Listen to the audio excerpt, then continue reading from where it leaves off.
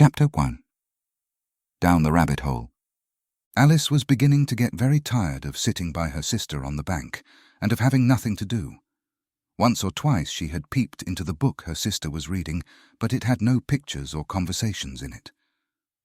And what is the use of a book, thought Alice, without pictures or conversations?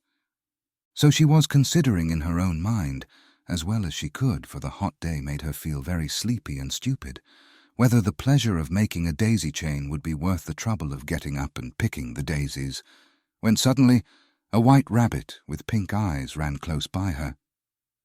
There was nothing so very remarkable in that, nor did Alice think it so very much out of the way to hear the rabbit say to itself, oh dear, I shall be late." When she thought it over afterwards, it occurred to her that she ought to have wondered at this, but at the time it all seemed quite natural. But when the rabbit actually took a watch out of its waistcoat pocket and looked at it, and then hurried on, Alice started to her feet, for it flashed across her mind that she had never before seen a rabbit with either a waistcoat pocket or a watch to take out of it, and burning with curiosity, she ran across the field after it, and fortunately was just in time to see it pop down a large rabbit hole under the hedge. In another moment down went Alice after it, never once considering how in the world she was to get out again. The rabbit hole went straight on, like a tunnel for some way, and then dipped suddenly down, so suddenly that Alice had not a moment to think about stopping herself before she found herself falling down a very deep well. Either the well was very deep, or she fell very slowly, for she had plenty of time as she went down to look about her and to wonder what was going to happen next. First, she tried to look down and make out what she was coming to, but it was too dark to see anything. Then she looked at the sides of the well and noticed that they were filled with cupboards and bookshelves. Here and there she saw maps and pictures hung upon pegs. She took down a jar from one of the shelves as she passed. It was labelled orange marmalade, but to her great disappointment it was empty. She did not like to drop the jar for fear of killing somebody underneath, so managed to put it into one of the cupboards as she fell past it. Well, thought Alice to herself, after such a fall as this I shall think nothing of tumbling downstairs. How brave they'll all think me at home. Why, I wouldn't say anything about it even if I fell off the top of the house, which was very likely true. Down, down, down. Would the fall never come to an end? I wonder how many miles I've fallen by this time, she said aloud. I must be getting somewhere near the centre of the earth. Let me see. That would be 4,000 miles down, I think. For you see, Alice had learnt several things of this sort in her lessons in the schoolroom, and though this was not a very good opportunity for showing off her knowledge, as there was no one to listen to her, still it was good practice to say it over. Yes, that's about the right distance, but then I wonder what latitude or longitude I've got to. Alice had no idea what latitude was, or longitude either, but thought they were nice grand words to say. Presently she began again. I wonder if I shall fall right through the earth. How funny it'll seem to come out among the people that walk with their heads downward. The antipathies, I think. She was rather glad there was no one listening this time, as it didn't sound at all the right word. But I shall have to ask them what the name of the country is, you know. Please, ma'am, is this New Zealand or Australia? And she tried to curtsy as she spoke. Fancy curtsying as you're falling through the air. Do you think you could manage it? And what an ignorant little girl she'll think me for asking. No, it'll never do to ask. Perhaps I shall see it written up somewhere. Down, down, down. There was nothing else to do, so Alice soon began talking again. Dinah'll miss me very much tonight, I should think. Dinah was the cat. I hope they'll remember her saucer of milk at tea time. Dinah, my dear, I wish you were down here with me. There are no mice in the air, I'm afraid, but you might catch a bat, and that's very like a mouse, you know. But do cats eat bats, I wonder? And here Alice began to get rather sleepy, and went on saying to herself in a dreamy sort of way, do cats eat bats? Do cats eat bats? And sometimes, do bats eat cats? For, you see, as she couldn't answer either question, it didn't much matter which way she put it. She felt that she was dozing off, and had just begun to dream that she was walking hand in hand with Dinah and saying to her very earnestly, "Now, Dinah, tell me the truth. Did you ever eat a bat?" When suddenly, thump, thump, down she came upon a heap of sticks and dry leaves, and the fall was over. Alice was not a bit hurt, and she jumped up onto her feet in a moment. She looked up, but it was all dark overhead. Before her was another long passage, and the White Rabbit was still in sight, hurrying down it. There was not a moment to be lost. Away went Alice like the wind, and was just in time to hear it say, as it turned a corner, "Oh, my ears and whiskers, how late it's getting." She was close behind it when she turned the corner, but the rabbit was no longer to be seen. She found herself in a long, low hall, which was lit up by a row of lamps hanging from the roof. There were doors all round the hall, but they were all locked, and when Alice had been all the way down one side and up the other, trying every door, she walked sadly down the middle, wondering how she was ever to get out again. Suddenly she came upon a little three-legged table, all made of solid glass. There was nothing on it except a tiny golden key, and Alice's first thought was that it might belong to one of the doors of the hall, but alas, either the locks were too large or the key was too small, but at any rate it would not open any of them. However, on the second time round, she came upon a low curtain she had not noticed before, and behind it was a little door about 15 inches high. She tried the little golden key in the lock, and to her great delight it fitted. Alice opened the door and found that it led into a small passage, not much larger than a rat hole. She knelt down and looked along the passage into the loveliest garden you ever saw. How she longed to get out of that dark hall and wander about among those beds of bright flowers and those cool fountains, but she could not even get her head through the doorway. "And even if my head would go through," thought poor Alice, "it would be of very little use without my shoulders. Oh, how I wish I could shut up like a telescope. I think I could if I only knew how to begin." For you see, so many out-of-the-way things had happened lately that Alice had begun to think that very few things indeed were really impossible. There seemed to be no use in waiting by the little door, so she went back to the table, half hoping she might find another key on it, or at any rate a book of rules for shutting people up like telescopes. This time she found a little bottle on it, "which certainly was not here before," said Alice. And round the neck of the bottle was a paper label with the words, "Drink me," beautifully printed on it in large letters. It was all very well to say, "Drink me," but the wise little Alice was not going to do that in a hurry. "No, I'll look first," she said, "and see whether it's marked poison or not," for she had read several nice little histories about children who had got burnt and eaten up by wild beasts and other unpleasant things, all because they would not remember the simple rules their friends had taught them, such as that a red-hot poker will burn you if you hold it too long, and that, if you cut your finger very deeply with a knife, it usually bleeds. And she had never forgotten that, if you drink much from a bottle marked poison, it is almost certain to disagree with you sooner or later. However, this bottle was not marked poison, so Alice ventured to taste it, and finding it very nice, it had in fact a sort of mixed flavour of cherry tart, custard, pineapple, roast turkey, toffee, and hot buttered toast, she very soon finished it off. "What a curious feeling," said Alice. "I must be shutting up like a telescope." And so it was indeed. She was now only 10 inches high, and her face brightened up at the thought that she was now the right size for going through the little door into that lovely garden. First, however, she waited for a few minutes to see if she was going to shrink any further.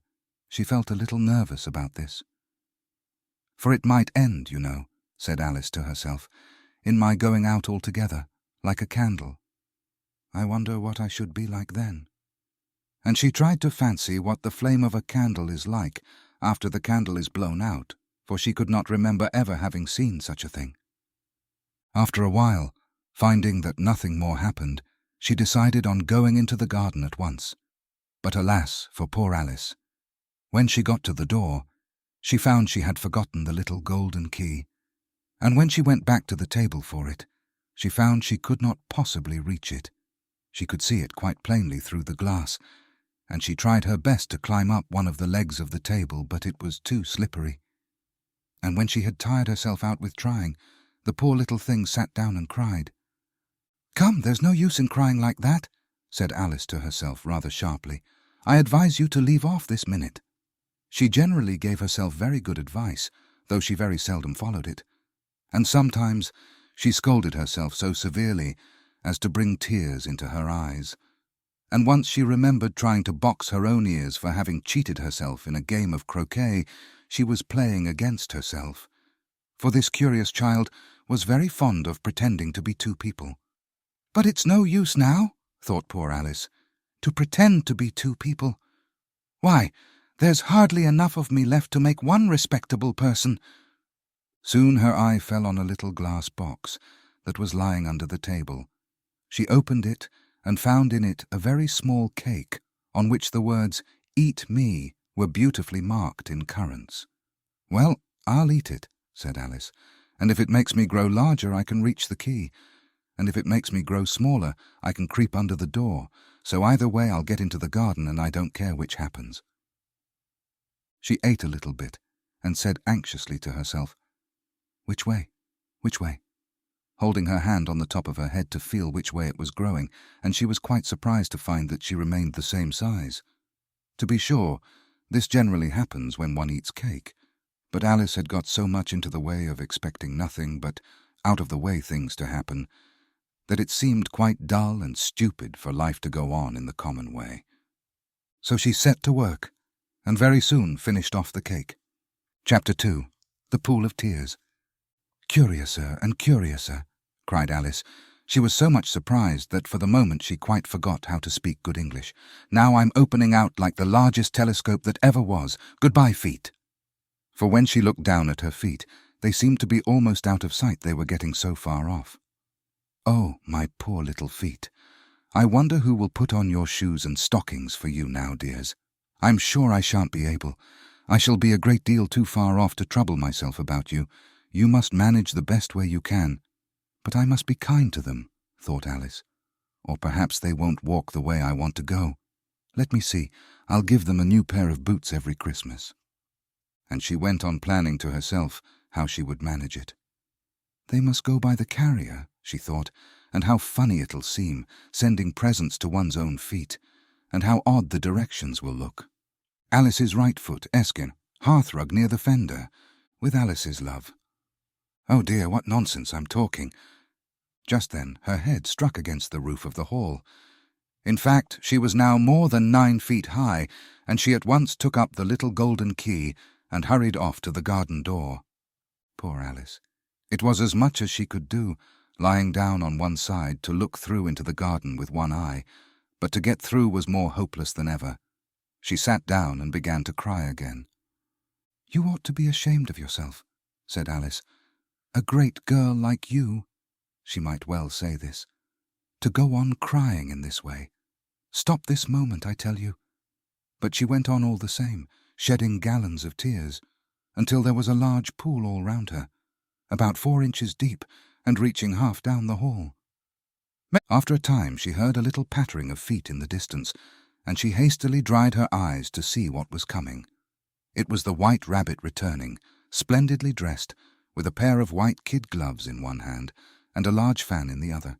He came trotting along in a great hurry, muttering to himself as he came, "Oh, the Duchess, oh, won't she be savage if I've kept her waiting?" Alice felt so desperate that she was ready to ask help of anyone. So, when the rabbit came near her, she began, in a low, timid voice, "If you please, sir." The rabbit started violently, dropped the white kid gloves and the fan, and scurried away into the darkness as hard as he could go. Alice took up the fan and gloves, and as the hall was very hot, she kept fanning herself all the time she went on talking. "Dear, dear, how queer everything is today, and yesterday things went on just as usual. I wonder if I've been changed in the night. Let me think, was I the same when I got up this morning? I almost think I can remember feeling a little different. But if I'm not the same, the next question is, who in the world am I? Ah, that's the great puzzle." And she began thinking over all the children she knew that were of the same age as herself, to see if she could have been changed for any of them. "I'm sure I'm not Ada," she said, "for her hair goes in such long ringlets, and mine doesn't go in ringlets at all. And I'm sure I can't be Mabel, for I know all sorts of things, and she knows such a very little. Besides, she's she, and I'm I, and oh dear, how puzzling it all is. I'll try if I know all the things I used to know. Let me see. 4 times 5 is 12, and 4 times 6 is 13, and 4 times 7 is... Oh dear, I shall never get to 20 at that rate. However, the multiplication table doesn't signify. Let's try geography. London is the capital of Paris, and Paris is the capital of Rome, and Rome... No, that's all wrong, I'm certain. I must have been changed for Mabel. I'll try and say, how doth the little... And she crossed her hands on her lap, as if she were saying lessons, and began to repeat it, but her voice sounded hoarse and strange, and the words did not come the same as they used to do.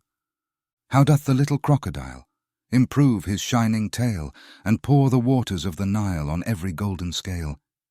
How cheerfully he seems to grin, how neatly spread his claws, and welcome little fishes in with gently smiling jaws. I'm sure those are not the right words, said poor Alice, and her eyes filled with tears again as she went on. I must be Mabel after all, and I shall have to go and live in that poky little house, and have next to no toys to play with, and oh, ever so many lessons to learn. No, I've made up my mind about it. If I'm Mabel, I'll stay down here. It'll be no use their putting their heads down and saying, "Come up again, dear." I shall only look up and say, "Who am I then? Tell me that first, and then if I like being that person, I'll come up. If not, I'll stay down here till I'm somebody else." "But oh dear," cried Alice with a sudden burst of tears, "I do wish they would put their heads down. I'm so very tired of being all alone here." As she said this, she looked down at her hands, and was surprised to see that she had put on one of the rabbit's little white kid gloves while she was talking. "How can I have done that?" she thought. "I must be growing small again." She got up and went to the table to measure herself by it, and found that, as nearly as she could guess, she was now about 2 feet high, and was going on shrinking rapidly. She soon found out that the cause of this was the fan she was holding, and she dropped it hastily, just in time to avoid shrinking away altogether. "That was a narrow escape," said Alice, a good deal frightened at the sudden change, but very glad to find herself still in existence. "And now for the garden." And she ran with all speed back to the little door. But alas, the little door was shut again, and the little golden key was lying on the glass table as before. "And things are worse than ever," thought the poor child, "for I never was so small as this before, never, and I declare it's too bad that it is." As she said these words, her foot slipped, and in another moment, splash, she was up to her chin in salt water. Her first idea was that she had somehow fallen into the sea.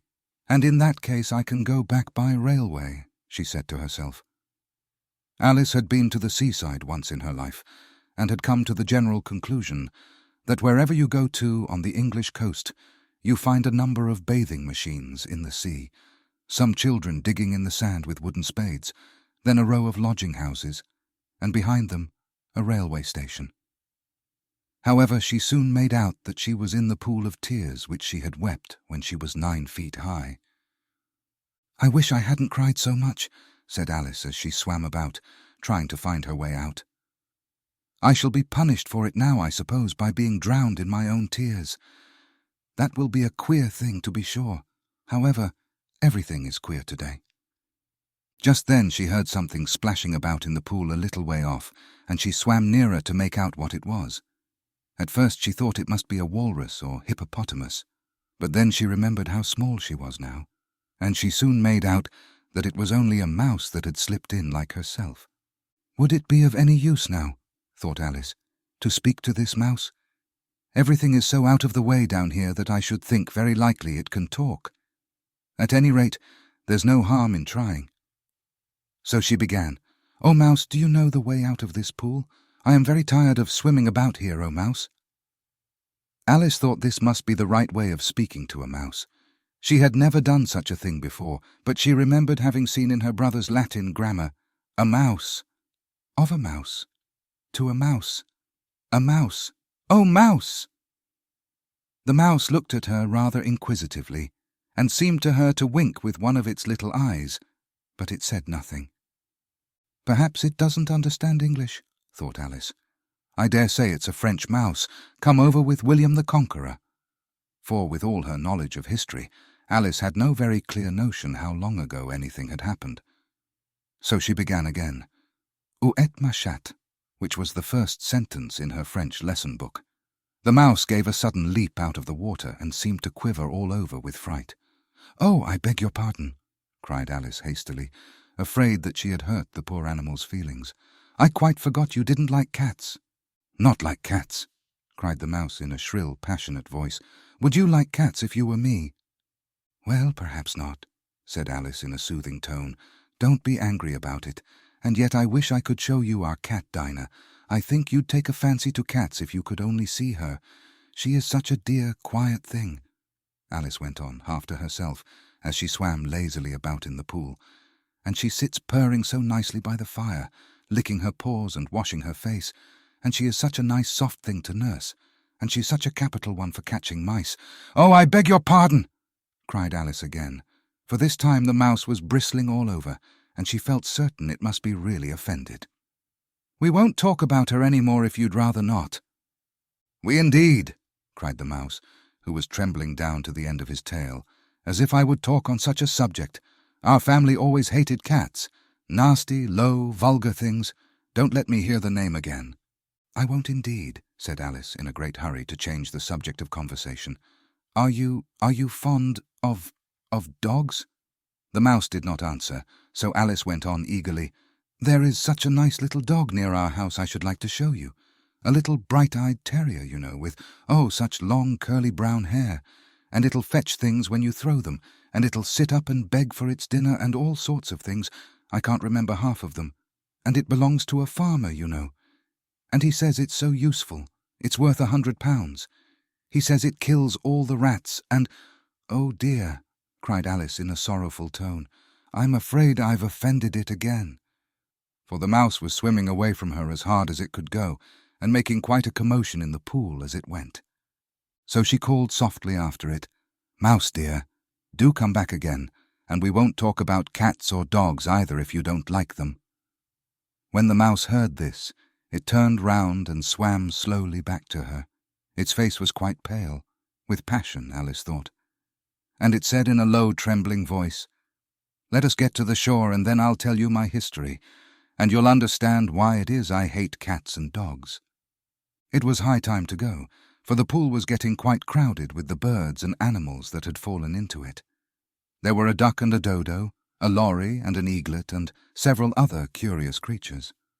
Alice led the way, and the whole party swam to the shore. Chapter 3.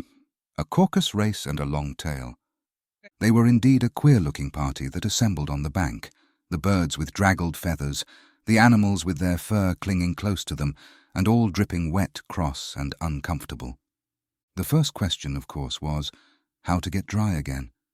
They had a consultation about this, and after a few minutes it seemed quite natural to Alice to find herself talking familiarly with them, as if she had known them all her life. Indeed, she had quite a long argument with the lory, who at last turned sulky and would only say, "I am older than you and must know better," and this Alice would not allow without knowing how old it was. And as the lory positively refused to tell its age, there was no more to be said. At last the mouse, who seemed to be a person of authority among them, called out, "Sit down, all of you, and listen to me. I'll soon make you dry enough." They all sat down at once, in a large ring, with the mouse in the middle. Alice kept her eyes anxiously fixed on it, for she felt sure she would catch a bad cold if she did not get dry very soon. "Ahem," said the mouse with an important air. "Are you all ready? This is the driest thing I know. Silence all round, if you please. William the Conqueror, whose cause was favoured by the Pope, was soon submitted to by the English, who wanted leaders, and had been of late much accustomed to usurpation and conquest. Edwin and Morcar, the Earls of Mercia and Northumbria." "Ugh!" said the lory with a shiver. "I beg your pardon," said the mouse, frowning, but very politely. "Did you speak?" "Not I," said the lory hastily. "I thought you did," said the mouse. I proceed. Edwin and Morcar, the Earls of Mercia and Northumbria, declared for him, and even Stigand, the patriotic Archbishop of Canterbury, found it advisable. "Found what?" said the Duck.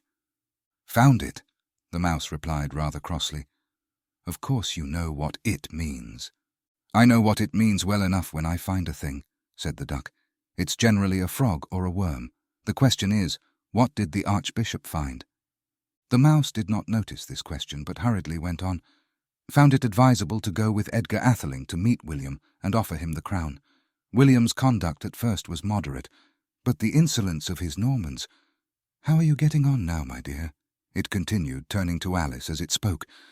"As wet as ever," said Alice in a melancholy tone. "It doesn't seem to dry me at all." "In that case," said the Dodo solemnly, rising to its feet, "I move that the meeting adjourn for the immediate adoption of more energetic remedies." "Speak English," said the Eaglet. "I don't know the meaning of half those long words, and, what's more, I don't believe you do either." And the Eaglet bent down its head to hide a smile. Some of the other birds tittered audibly. "What I was going to say," said the Dodo in an offended tone, "was that the best thing to get us dry would be a caucus race." "What is a caucus race?" said Alice. Not that she wanted much to know, but the Dodo had paused as if it thought that somebody ought to speak, and no one else seemed inclined to say anything. "Why," said the Dodo, "the best way to explain it is to do it. And as you might like to try the thing yourself, some winter day I will tell you how the Dodo managed it. First it marked out a race course, in a sort of circle. The exact shape doesn't matter, it said. And then all the party were placed along the course here and there. There was no 1, 2, 3, and away. But they began running when they liked, and left off when they liked, so that it was not easy to know when the race was over. However, when they had been running half an hour or so and were quite dry again, the Dodo suddenly called out, 'The race is over!' And they all crowded round it, panting and asking, 'But who has won?' This question the Dodo could not answer without a great deal of thought, and it sat for a long time with one finger pressed upon its forehead, the position in which you usually see Shakespeare in the pictures of him, while the rest waited in silence. At last the Dodo said, 'Everybody has won, and all must have prizes.' 'But who is to give the prizes?' quite a chorus of voices asked. 'Why, she, of course,' said the Dodo, pointing to Alice with one finger, and the whole party at once crowded round her, calling out in a confused way, 'Prizes! Prizes!' Alice had no idea what to do, and in despair she put her hand in her pocket and pulled out a box of comfits. Luckily the salt water had not got into it, and handed them round as prizes. There was exactly one A-piece, all round. "Ah! But she must have a prize herself, you know," said the Mouse. "Of course," the Dodo replied very gravely.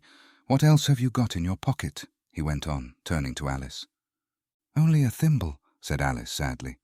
"Hand it over here," said the Dodo.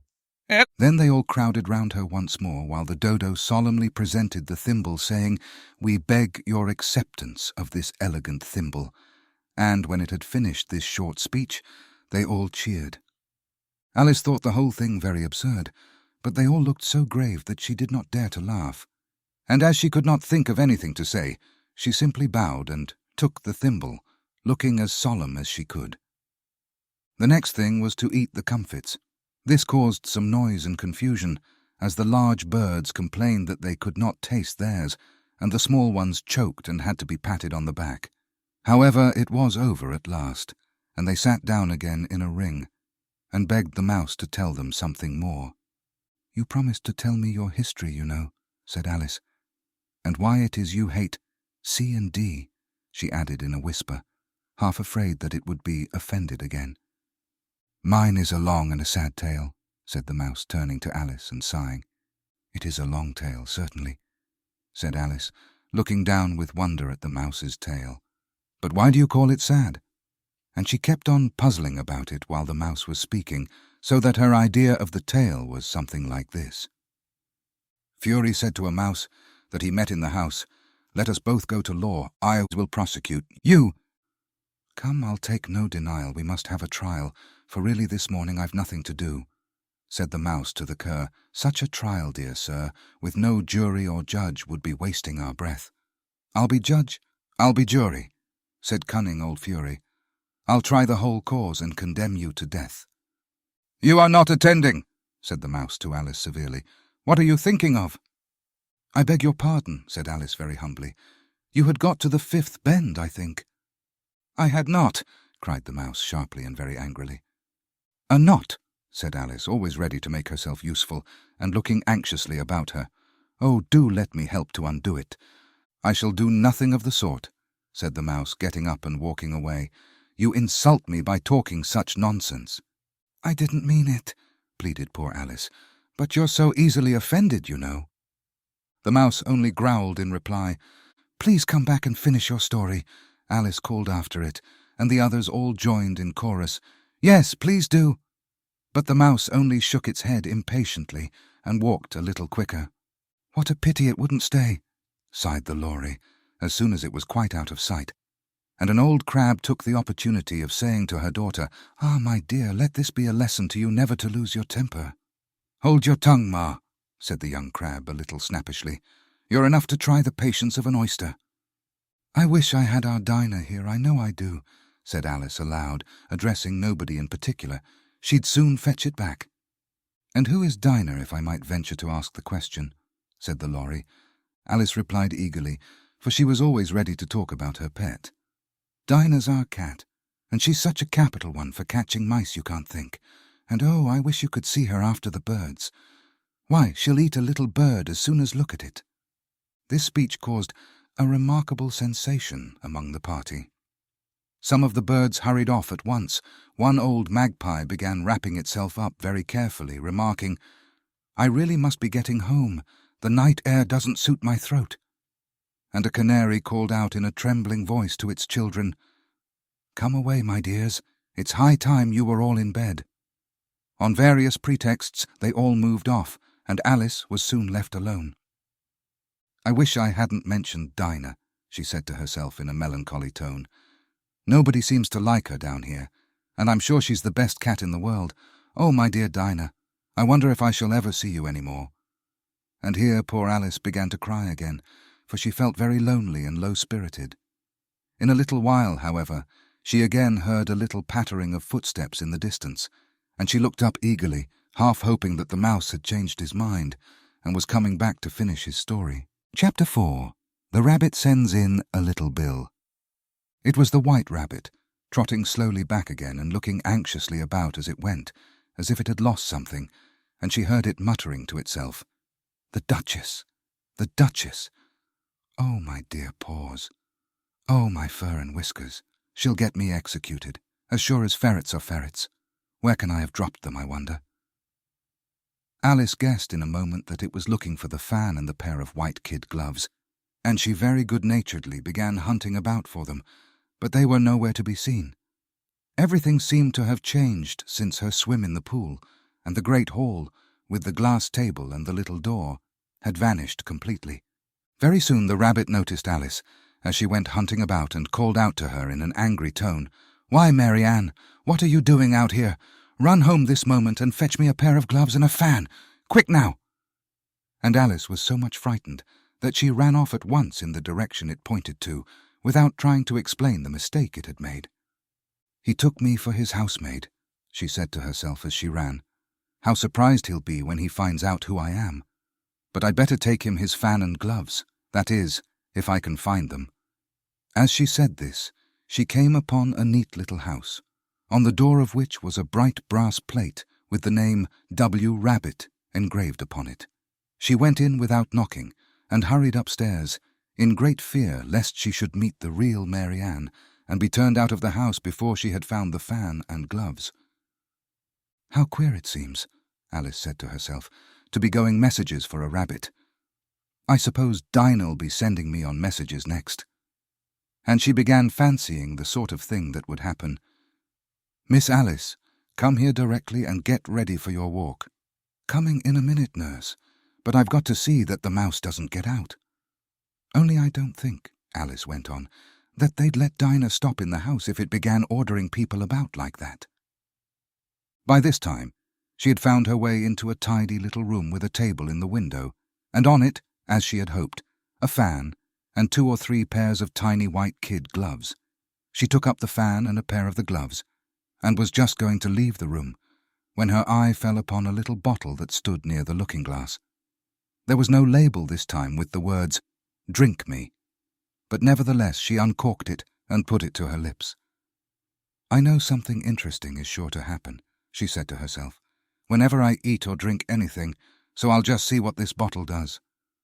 I do hope it'll make me grow large again, for really, I'm quite tired of being such a tiny little thing." It did so indeed, and much sooner than she had expected. Before she had drunk half the bottle, she found her head pressing against the ceiling and had to stoop to save her neck from being broken. She hastily put down the bottle, saying to herself, "That's quite enough. I hope I shan't grow any more. As it is, I can't get out at the door. I do wish I hadn't drunk quite so much." Alas, it was too late to wish that. She went on growing, and very soon had to kneel down on the floor. In another minute there was not even room for this, and she tried the effect of lying down with one elbow against the door, and the other arm curled round her head. Still she went on growing, and, as a last resource, she put one arm out of the window, and one foot up the chimney, and said to herself, "Now I can do no more, whatever happens. What will become of me?" Luckily for Alice, the little magic bottle had now had its full effect, and she grew no larger. Still, it was very uncomfortable, and, as there seemed to be no sort of chance of her ever getting out of the room again, no wonder she felt unhappy. It was much pleasanter at home, thought poor Alice, when one wasn't always growing larger and smaller, and being ordered about by mice and rabbits. I almost wish I hadn't gone down that rabbit hole, and yet it's rather curious, you know, this sort of life. I do wonder what can have happened to me. When I used to read fairy tales, I fancied that kind of thing never happened, and now here I am in the middle of one. There ought to be a book written about me, that there ought, and when I grow up, I'll write one. But I'm grown up now," she added in a sorrowful tone. "At least there's no room to grow up any more here." "But then," thought Alice, "shall I never get any older than I am now? That'll be a comfort one way, never to be an old woman, but then always to have lessons to learn. Oh, I shouldn't like that." "Oh, you foolish Alice," she answered herself. "How can you learn lessons in here? Why, there's hardly room for you, and no room at all for any lesson books." And so she went on, taking first one side and then the other, and making quite a conversation of it altogether. But after a few minutes she heard a voice outside, and stopped to listen. "Mary Ann! Mary Ann!" said the voice. "Fetch me my gloves this moment." Then came a little pattering of feet on the stairs. Alice knew it was the rabbit coming to look for her, and she trembled till she shook the house, quite forgetting that she was now about 1,000 times as large as the rabbit, and had no reason to be afraid of it. Presently the rabbit came up to the door and tried to open it, but as the door opened inwards, and Alice's elbow was pressed hard against it, that attempt proved a failure. Alice heard it say to itself, "Then I'll go round and get in at the window." "That you won't," thought Alice, and after waiting till she fancied she heard the rabbit just under the window, she suddenly spread out her hand and made a snatch in the air. She did not get hold of anything, but she heard a little shriek and a fall and a crash of broken glass, from which she concluded that it was just possible it had fallen into a cucumber frame or something of the sort. Next came an angry voice, the rabbit's. "Pat! Pat! Where are you?" And then a voice she had never heard before. "Sure then I'm here! Digging for apples, your honour!" "Digging for apples indeed," said the rabbit angrily. "Here, come and help me out of this." Sounds of more broken glass. "Now tell me, Pat, what's that in the window?" "Sure, it's an arm, your honour." He pronounced it arum. "An arm, you goose. Who ever saw one that size? Why, it fills the whole window." "Sure it does, your honour, but it's an arm for all that." "Well, it's got no business there, at any rate. Go and take it away."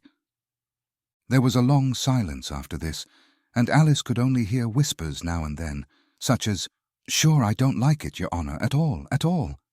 "Do as I tell you, you coward." And at last she spread out her hand again and made another snatch in the air. This time there were 2 little shrieks and more sounds of broken glass. What a number of cucumber frames there must be, thought Alice. I wonder what they'll do next. As for pulling me out of the window, I only wish they could. I'm sure I don't want to stay in here any longer.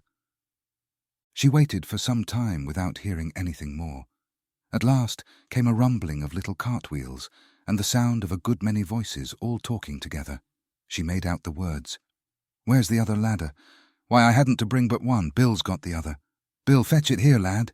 Here, put 'em up at this corner. No, tie 'em together first. They don't reach half high enough yet.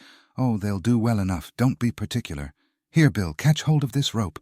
Will the roof bear? Mind that loose slate. Oh, it's coming down. Heads below. A loud crash. Now, who did that? It was Bill, I fancy. Who's to go down the chimney? Nay, I shan't. You do it. That I won't, then. Bill's to go down. Here, Bill. The master says you're to go down the chimney. Oh, so Bill's got to come down the chimney, has he? Said Alice to herself. Shy, they seem to put everything upon Bill. I wouldn't be in Bill's place for a good deal. This fireplace is narrow, to be sure, but I think I can kick a little. She drew her foot as far down the chimney as she could, and waited till she heard a little animal, she couldn't guess of what sort it was, scratching and scrambling about in the chimney close above her. Then, saying to herself, "This is Bill," she gave one sharp kick and waited to see what would happen next. The first thing she heard was a general chorus of, "There goes Bill," then the rabbit's voice along, "Catch him, you by the hedge." Then silence, and then another confusion of voices. "Hold up his head. Brandy now, don't choke him. How was it, old fellow? What happened to you? Tell us all about it." Last came a little feeble, squeaking voice. "That's Bill," thought Alice. "Well, I hardly know. No more, thank ye. I'm better now. But I'm a deal too flustered to tell you. All I know is, something comes at me like a jack-in-the-box, and up I goes like a skyrocket." "So you did, old fellow," said the others. "We must burn the house down," said the rabbit's voice, and Alice called out as loud as she could, "If you do, I'll set Dinah at you." There was a dead silence instantly, and Alice thought to herself, "I wonder what they will do next. If they had any sense, they'd take the roof off." After a minute or two, they began moving about again, and Alice heard the rabbit say, "A barrowful will do to begin with." A barrowful of what? Thought Alice. But she had not long to doubt, for the next moment a shower of little pebbles came rattling in at the window, and some of them hit her in the face. "I'll put a stop to this," she said to herself, and shouted out, "You'd better not do that again," which produced another dead silence. Alice noticed with some surprise that the pebbles were all turning into little cakes as they lay on the floor, and a bright idea came into her head. "If I eat one of these cakes," she thought, "it's sure to make some change in my size, and as it can't possibly make me larger, it must make me smaller, I suppose." So she swallowed one of the cakes, and was delighted to find that she began shrinking directly. As soon as she was small enough to get through the door, she ran out of the house and found quite a crowd of little animals and birds waiting outside. The poor little lizard, Bill, was in the middle, being held up by 2 guinea pigs, who were giving it something out of a bottle. They all made a rush at Alice the moment she appeared, but she ran off as hard as she could, and soon found herself safe in a thick wood. "The first thing I've got to do," said Alice to herself as she wandered about in the wood, "is to grow to my right size again, and the second thing is to find my way into that lovely garden. I think that will be the best plan." It sounded an excellent plan, no doubt, and very neatly and simply arranged. The only difficulty was that she had not the smallest idea how to set about it.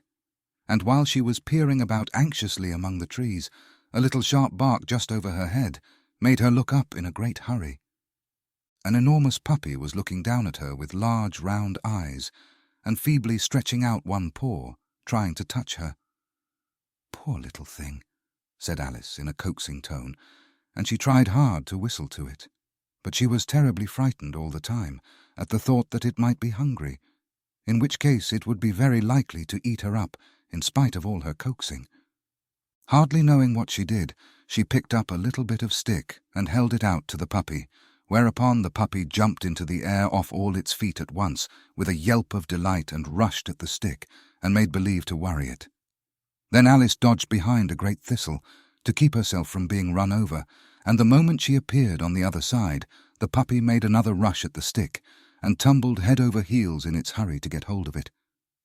Then Alice, thinking it was very like having a game of play with a cart horse and expecting every moment to be trampled under its feet, ran round the thistle again.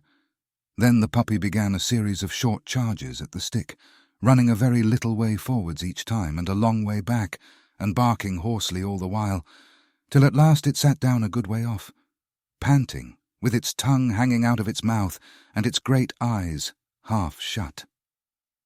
This seemed to Alice a good opportunity for making her escape, so she set off at once and ran till she was quite tired and out of breath, until the puppy's bark sounded quite faint in the distance.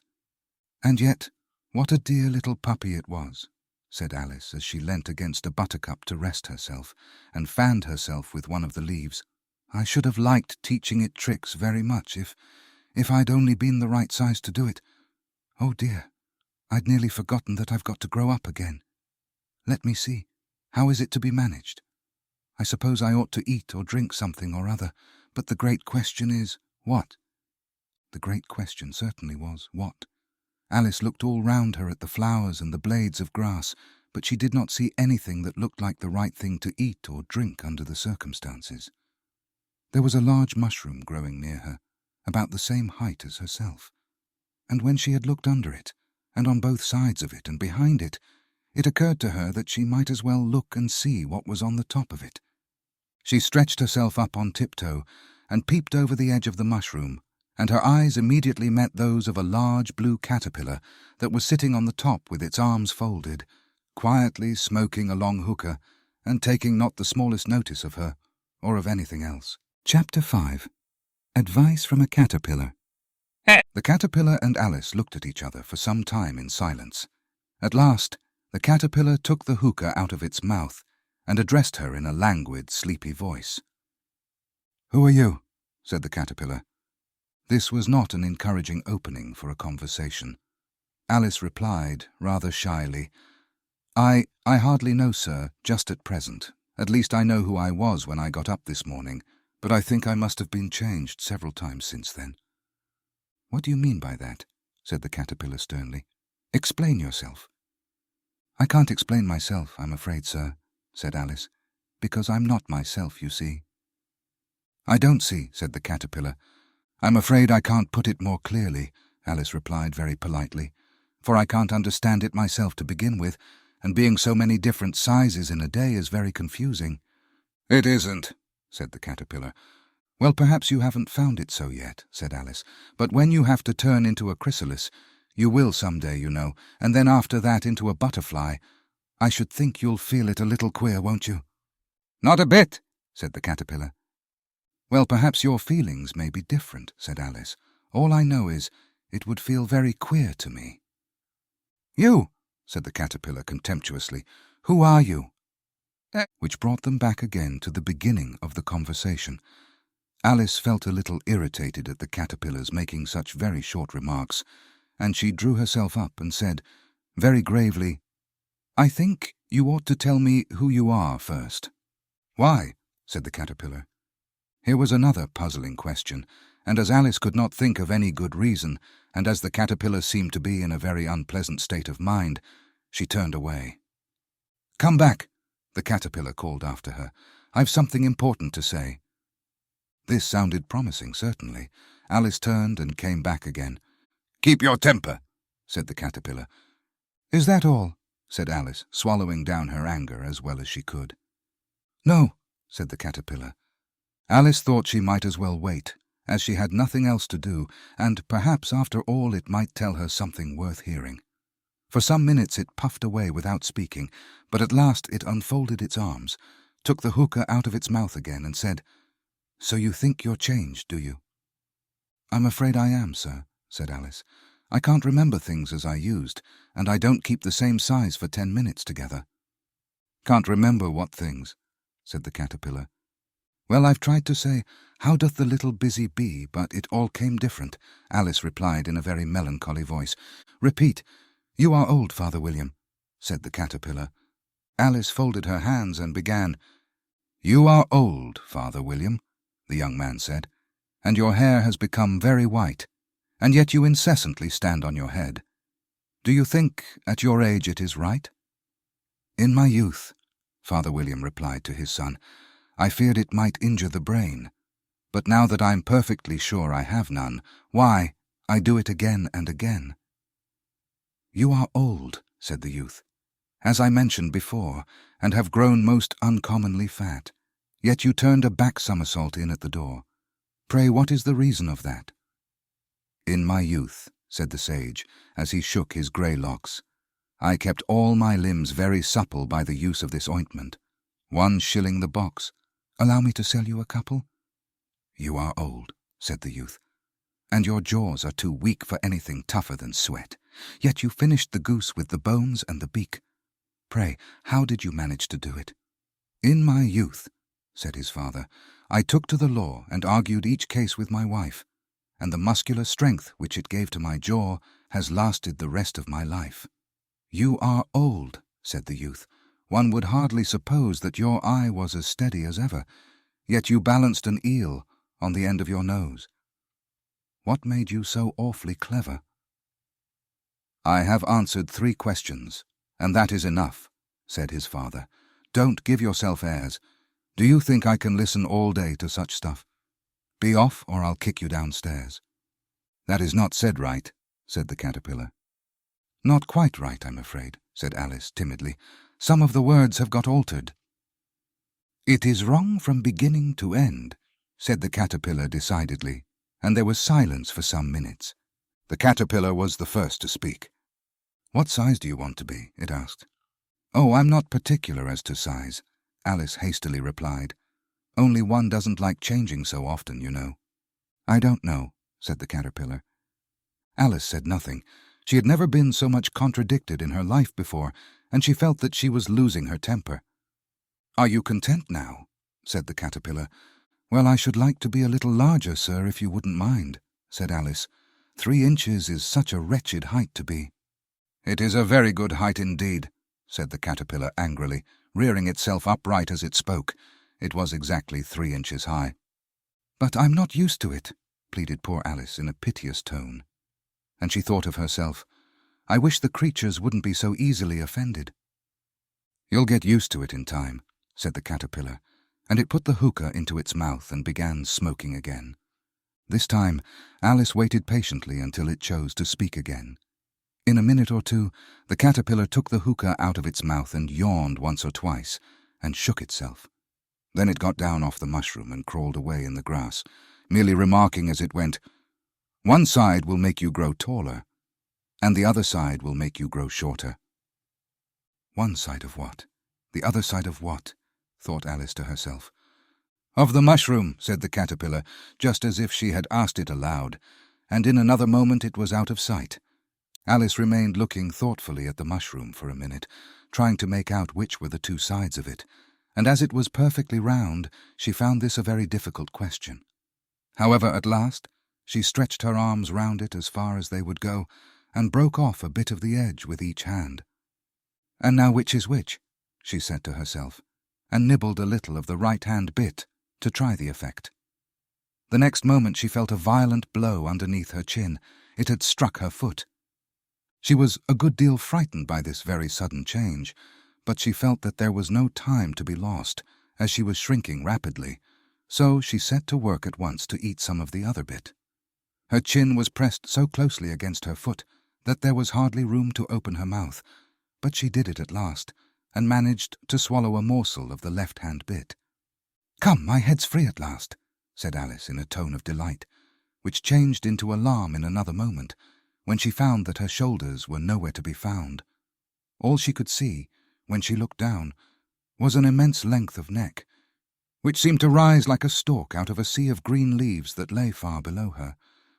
"What can all that green stuff be?" said Alice. "And where have my shoulders got to? And oh, my poor hands, how is it I can't see you?" She was moving them about as she spoke, but no result seemed to follow, except a little shaking among the distant green leaves. As there seemed to be no chance of getting her hands up to her head, she tried to get her head down to them, and was delighted to find that her neck would bend about easily in any direction, like a serpent. She had just succeeded in curving it down into a graceful zigzag and was going to dive in among the leaves, which she found to be nothing but the tops of the trees under which she had been wandering, when a sharp hiss made her draw back in a hurry. A large pigeon had flown into her face and was beating her violently with its wings. "Serpent!" screamed the pigeon. "I'm not a serpent," said Alice indignantly. "Let me alone." "Serpent, I say again," repeated the pigeon, but in a more subdued tone, and added with a kind of sob, "I've tried every way, and nothing seems to suit them." "I haven't the least idea what you're talking about," said Alice. "I've tried the roots of trees, and I've tried banks, and I've tried hedges," the pigeon went on, without attending to her. "But those serpents, there's no pleasing them." Alice was more and more puzzled, but she thought there was no use in saying anything more till the pigeon had finished. "As if it wasn't trouble enough, hatching the eggs," said the pigeon. "But I must be on the lookout for serpents night and day. Why, I haven't had a wink of sleep these 3 weeks. "I'm very sorry you've been annoyed," said Alice, who was beginning to see its meaning. "And just as I'd taken the highest tree in the wood," continued the pigeon, raising its voice to a shriek, "and just as I was thinking I should be free of them at last, they must needs come wriggling down from the sky. Ugh, serpent!" "But I'm not a serpent, I tell you," said Alice. I'm a—" "Well, what are you?" said the pigeon. "I can see you're trying to invent something." I'm a little girl," said Alice, rather doubtfully, as she remembered the number of changes she had gone through that day. "A likely story indeed," said the pigeon in a tone of the deepest contempt. "I've seen a good many little girls in my time, but never one with such a neck as that. No, you're a serpent, and there's no use denying it. I suppose you'll be telling me next that you never tasted an egg." "I have tasted eggs, certainly," said Alice, who was a very truthful child. "But little girls eat eggs quite as much as serpents do, you know." "I don't believe it," said the pigeon. "But if they do, why then they're a kind of serpent, that's all I can say." This was such a new idea to Alice that she was quite silent for a minute or two, which gave the pigeon the opportunity of adding, "You're looking for eggs, I know that well enough. And what does it matter to me whether you're a little girl or a serpent?" "It matters a good deal to me," said Alice hastily, "but I'm not looking for eggs as it happens, and if I was, I shouldn't want yours. I don't like them raw." "Well, be off then," said the pigeon in a sulky tone as it settled down again into its nest. Alice crouched down among the trees as well as she could, for her neck kept getting entangled among the branches, and every now and then she had to stop and untwist it. After a while she remembered that she still held the pieces of mushroom in her hands, and she set to work very carefully, nibbling first at one and then at the other, and growing sometimes taller and sometimes shorter, until she had succeeded in bringing herself down to her usual height. It was so long since she had been anything near the right size that it felt quite strange at first, but she got used to it in a few minutes and began talking to herself as usual. "Come, there's half my plan done now. How puzzling all these changes are. I'm never sure what I'm going to be from one minute to another. However, I've got back to my right size. The next thing is to get into that beautiful garden. How is that to be done, I wonder?"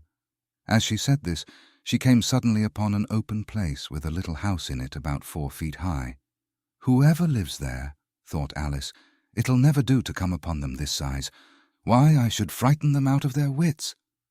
So she began nibbling at the right-hand bit again, and did not venture to go near the house till she had brought herself down to 9 inches high. Chapter 6. Pig and Pepper. For a minute or two she stood looking at the house and wondering what to do next, when suddenly a footman in livery came running out of the wood. She considered him to be a footman because he was in livery. Otherwise, judging by his face only, she would have called him a fish, and rapped loudly at the door with his knuckles. It was opened by another footman in livery, with a round face and large eyes like a frog, and both footmen, Alice noticed, had powdered hair that curled all over their heads. She felt very curious to know what it was all about, and crept a little way out of the wood to listen. The fish footman began by producing from under his arm a great letter nearly as large as himself, and this he handed over to the other, saying in a solemn tone, "For the Duchess, an invitation from the Queen to play croquet." the frog footman repeated, in the same solemn tone, only changing the order of the words a little. From the Queen, an invitation for the Duchess to play croquet. Then they both bowed low, and their curls got entangled together. Alice laughed so much at this that she had to run back into the wood for fear of their hearing her. And when she next peeped out, the fish footman was gone, and the other was sitting on the ground near the door, staring stupidly up into the sky. Alice went timidly up to the door and knocked. "There's no sort of use in knocking," said the footman, "and that for 2 reasons. First, because I'm on the same side of the door as you are. Secondly, because they're making such a noise inside, no one could possibly hear you." And certainly there was a most extraordinary noise going on within, a constant howling and sneezing, and every now and then a great crash, as if a dish or kettle had been broken to pieces. "Please then," said Alice, "how am I to get in?" "There might be some sense in your knocking," the footman went on without attending to her, "if we had the door between us. For instance, if you were inside, you might knock, and I could let you out, you know." He was looking up into the sky all the time he was speaking, and this Alice thought decidedly uncivil. "But perhaps he can't help it," she said to herself. "His eyes are so very nearly at the top of his head. But at any rate he might answer questions. How am I to get in?" she repeated aloud. "I shall sit here," the footman remarked, "till tomorrow." At this moment the door of the house opened, and a large plate came skimming out, straight at the footman's head. It just grazed his nose, and broke to pieces against one of the trees behind him. "Or next day, maybe," the footman continued in the same tone, exactly as if nothing had happened. "How am I to get in?" asked Alice again in a louder tone. "Are you to get in at all?" said the footman. "That's the first question, you know." It was, no doubt, only Alice did not like to be told so. "It's really dreadful," she muttered to herself, "the way all the creatures argue. It's enough to drive one crazy." The footman seemed to think this a good opportunity for repeating his remark, with variations. "I shall sit here," he said, "on and off, for days and days." "But what am I to do?" said Alice. "Anything you like," said the footman, and began whistling. "Oh, there's no use in talking to him," said Alice desperately. "He's perfectly idiotic." And she opened the door and went in. The door led right into a large kitchen, which was full of smoke from one end to the other. The Duchess was sitting on a 3-legged stool in the middle, nursing a baby. The cook was leaning over the fire, stirring a large cauldron which seemed to be full of soup. "There's certainly too much pepper in that soup," Alice said to herself, as well as she could for sneezing. There was certainly too much of it in the air. Even the Duchess sneezed occasionally, and as for the baby, it was sneezing and howling alternately without a moment's pause. The only things in the kitchen that did not sneeze were the cook and a large cat, which was sitting on the hearth and grinning from ear to ear. "Please, would you tell me," said Alice a little timidly, for she was not quite sure whether it was good manners for her to speak first, "why your cat grins like that?" "It's a Cheshire cat," said the Duchess, "and that's why. Pig." She said the last word with such sudden violence that Alice quite jumped, but she saw in another moment that it was addressed to the baby, and not to her. So she took courage and went on again. "I didn't know that Cheshire cats always grinned. In fact, I didn't know that cats could grin." "They all can," said the Duchess, "and most of 'em do." "I don't know of any that do," Alice said very politely, feeling quite pleased to have got into a conversation. "You don't know much," said the Duchess, "and that's a fact." Alice did not at all like the tone of this remark, and thought it would be as well to introduce some other subject of conversation. While she was trying to fix on one, the cook took the cauldron of soup off the fire, and at once set to work, throwing everything within her reach at the Duchess and the baby. The fire-irons came first. Then followed a shower of saucepans, plates, and dishes. The Duchess took no notice of them even when they hit her, and the baby was howling so much already that it was quite impossible to say whether the blows hurt it or not. "Oh, please mind what you're doing," cried Alice, jumping up and down in an agony of terror. "Oh, there goes his precious nose," as an unusually large saucepan flew close by it and very nearly carried it off. "If everybody minded their own business," the Duchess said in a hoarse growl, "the world would go round a deal faster than it does." "Which would not be an advantage," said Alice, who felt very glad to get an opportunity of showing off a little of her knowledge. "Just think of what work it would make with the day and night. You see, the earth takes 24 hours to turn round on its axis." "Talking of axes," said the Duchess, "chop off her head." Alice glanced rather anxiously at the cook to see if she meant to take the hint, but the cook was busily stirring the soup and seemed not to be listening, so she went on again. 24 hours, I think. Or is it 12? "Oh, don't bother me," said the Duchess. "I never could abide figures." And with that she began nursing her child again, singing a sort of lullaby to it as she did so, and giving it a violent shake at the end of every line. "Speak roughly to your little boy, and beat him when he sneezes. He only does it to annoy, because he knows it teases." Chorus, in which the cook and the baby joined. Wow, wow, wow. While the Duchess sang the second verse of the song, she kept tossing the baby violently up and down, and the poor little thing howled so that Alice could hardly hear the words. "I speak severely to my boy. I beat him when he sneezes, for he can thoroughly enjoy the pepper when he pleases." Chorus. "Wow, wow, wow! Here, you may nurse it a bit if you like," the Duchess said to Alice, flinging the baby at her as she spoke. "I must go and get ready to play croquet with the Queen," and she hurried out of the room. The cook threw a frying pan after her as she went out, but it just missed her. Alice caught the baby with some difficulty, as it was a queer-shaped little creature and held out its arms and legs in all directions. "Just like a starfish," thought Alice. The poor little thing was snorting like a steam engine when she caught it, and kept doubling itself up and straightening itself out again, so that altogether, for the first minute or two, it was as much as she could do to hold it. As soon as she had made out the proper way of nursing it, which was to twist it up into a sort of knot and then keep tight hold of its right ear and left foot so as to prevent its undoing itself, she carried it out into the open air. "If I don't take this child away with me," thought Alice, "they're sure to kill it in a day or two. Wouldn't it be murder to leave it behind?"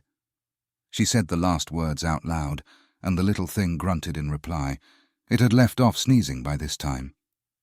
"Don't grunt," said Alice. "That's not at all a proper way of expressing yourself." The baby grunted again, and Alice looked very anxiously into its face to see what was the matter with it. There could be no doubt that it had a very turn-up nose, much more like a snout than a real nose. Also, its eyes were getting extremely small for a baby. Altogether, Alice did not like the look of the thing at all.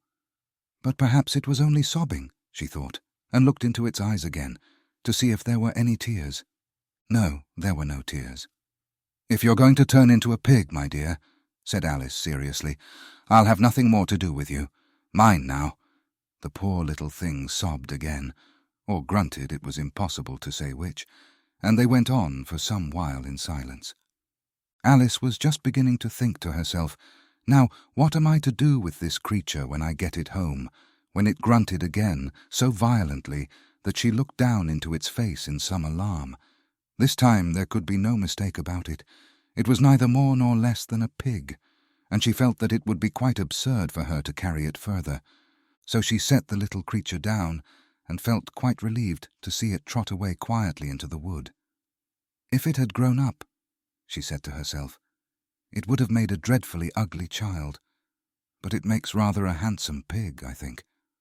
And she began thinking over other children she knew who might do very well as pigs, and was just saying to herself, if one only knew the right way to change them, when she was a little startled by seeing the Cheshire Cat sitting on a bough of a tree a few yards off. The cat only grinned when it saw Alice. It looked good-natured, she thought. Still, it had very long claws and a great many teeth, so she felt that it ought to be treated with respect. "Cheshire Puss," she began rather timidly, as she did not at all know whether it would like the name, however it only grinned a little wider. "Come, it's pleased so far," thought Alice, and she went on. "Would you tell me, please, which way I ought to go from here?" "That depends a good deal on where you want to get to," said the cat. "I don't much care where," said Alice. "Then it doesn't matter which way you go," said the cat. "So long as I get somewhere," Alice added as an explanation. "Oh, you're sure to do that," said the cat, "if you only walk long enough." Alice felt that this could not be denied, so she tried another question. "What sort of people live about here?" "In that direction," the cat said, waving its right paw round, "lives a hatter, and in that direction, waving the other paw, lives a March hare. Visit either you like. They're both mad." "But I don't want to go among mad people," Alice remarked. "Oh, you can't help that," said the cat. "We're all mad here. I'm mad. You're mad." "How do you know I'm mad?" said Alice. "You must be," said the cat, "or you wouldn't have come here." Alice didn't think that proved it at all. However, she went on, "And how do you know that you're mad?" "To begin with," said the cat, "a dog's not mad. You grant that?" "I suppose so," said Alice. "Well then," the cat went on, "you see, a dog growls when it's angry and wags its tail when it's pleased. Now I growl when I'm pleased and wag my tail when I'm angry. Therefore I'm mad." "I call it purring, not growling," said Alice. "Call it what you like," said the cat. "Do you play croquet with the Queen today?" "I should like it very much," said Alice, "but I haven't been invited yet." "You'll see me there," said the cat, and vanished. Alice was not much surprised at this.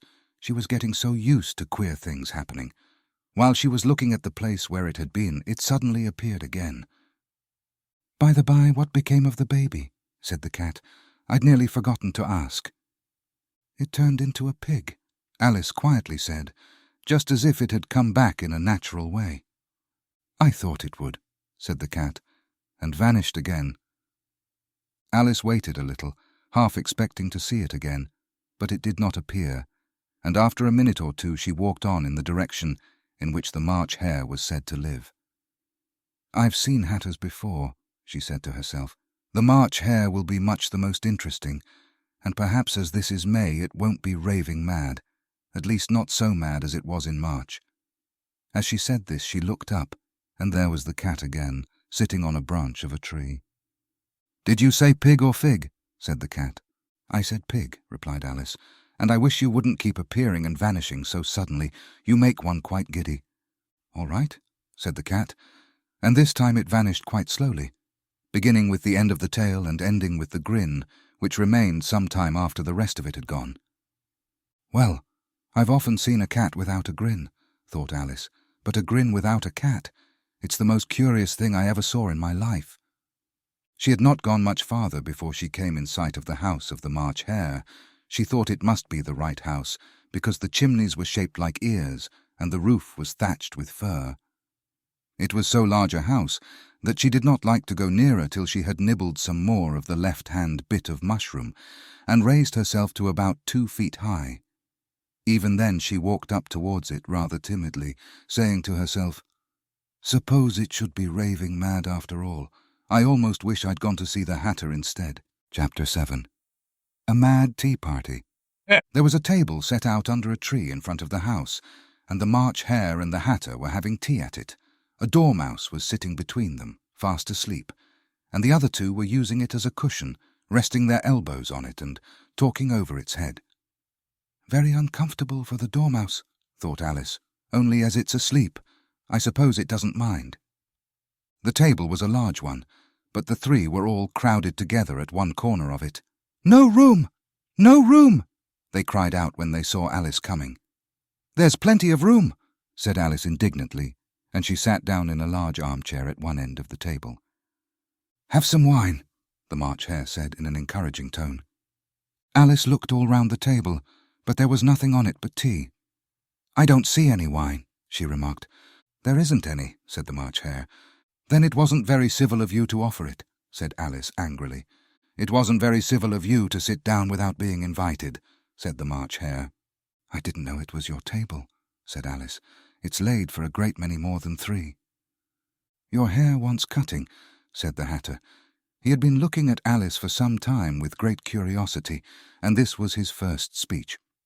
"You should learn not to make personal remarks," Alice said with some severity. "It's very rude." The Hatter opened his eyes very wide on hearing this, but all he said was, "Why is a raven like a writing desk?" Come, we shall have some fun now, thought Alice.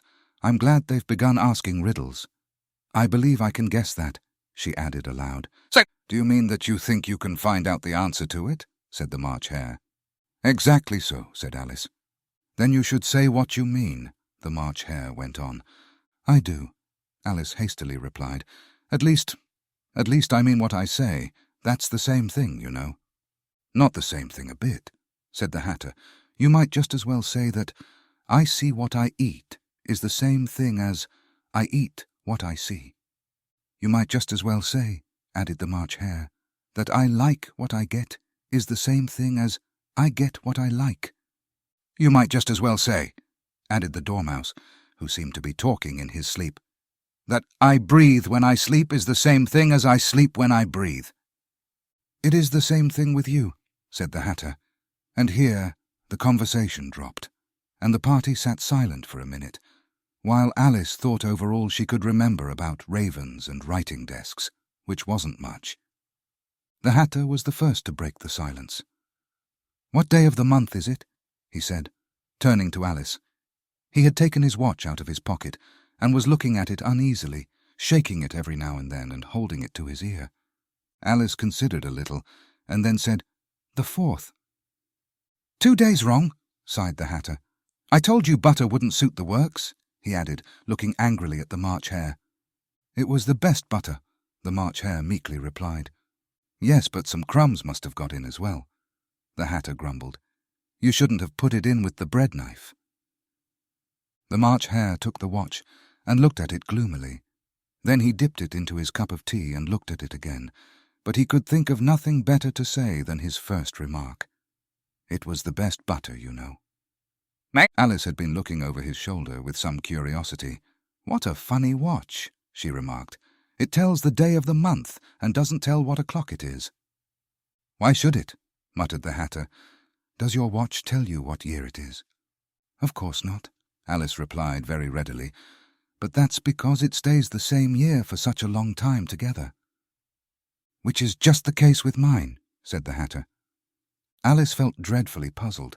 The Hatter's remark seemed to have no sort of meaning in it, and yet it was certainly English.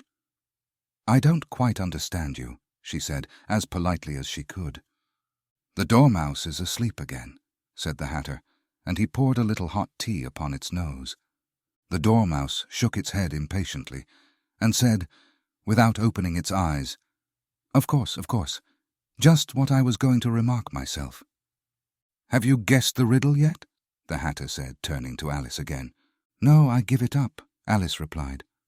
What's the answer? I haven't the slightest idea, said the Hatter.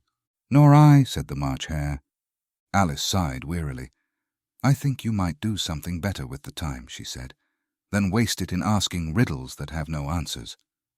If you knew time as well as I do, said the Hatter, you wouldn't talk about wasting it. It's him. I don't know what you mean, said Alice. Of course you don't, the Hatter said, tossing his head contemptuously. I dare say you never even spoke to time. Perhaps not, Alice cautiously replied, but I know I have to beat time when I learn music. Ah, that accounts for it, said the Hatter. He won't stand beating. Now, if you only kept on good terms with him, he'd do almost anything you liked with the clock. For instance, suppose it were 9 o'clock in the morning, just time to begin lessons. You'd only have to whisper a hint to time, and round goes the clock in a twinkling. 1:30, time for dinner. I only wish it was, the March Hare said to itself in a whisper. That would be grand, certainly, said Alice thoughtfully, but then I shouldn't be hungry for it, you know. Not at first, perhaps, said the Hatter, but you could keep it to 1:30 as long as you liked. Is that the way you manage? Alice asked.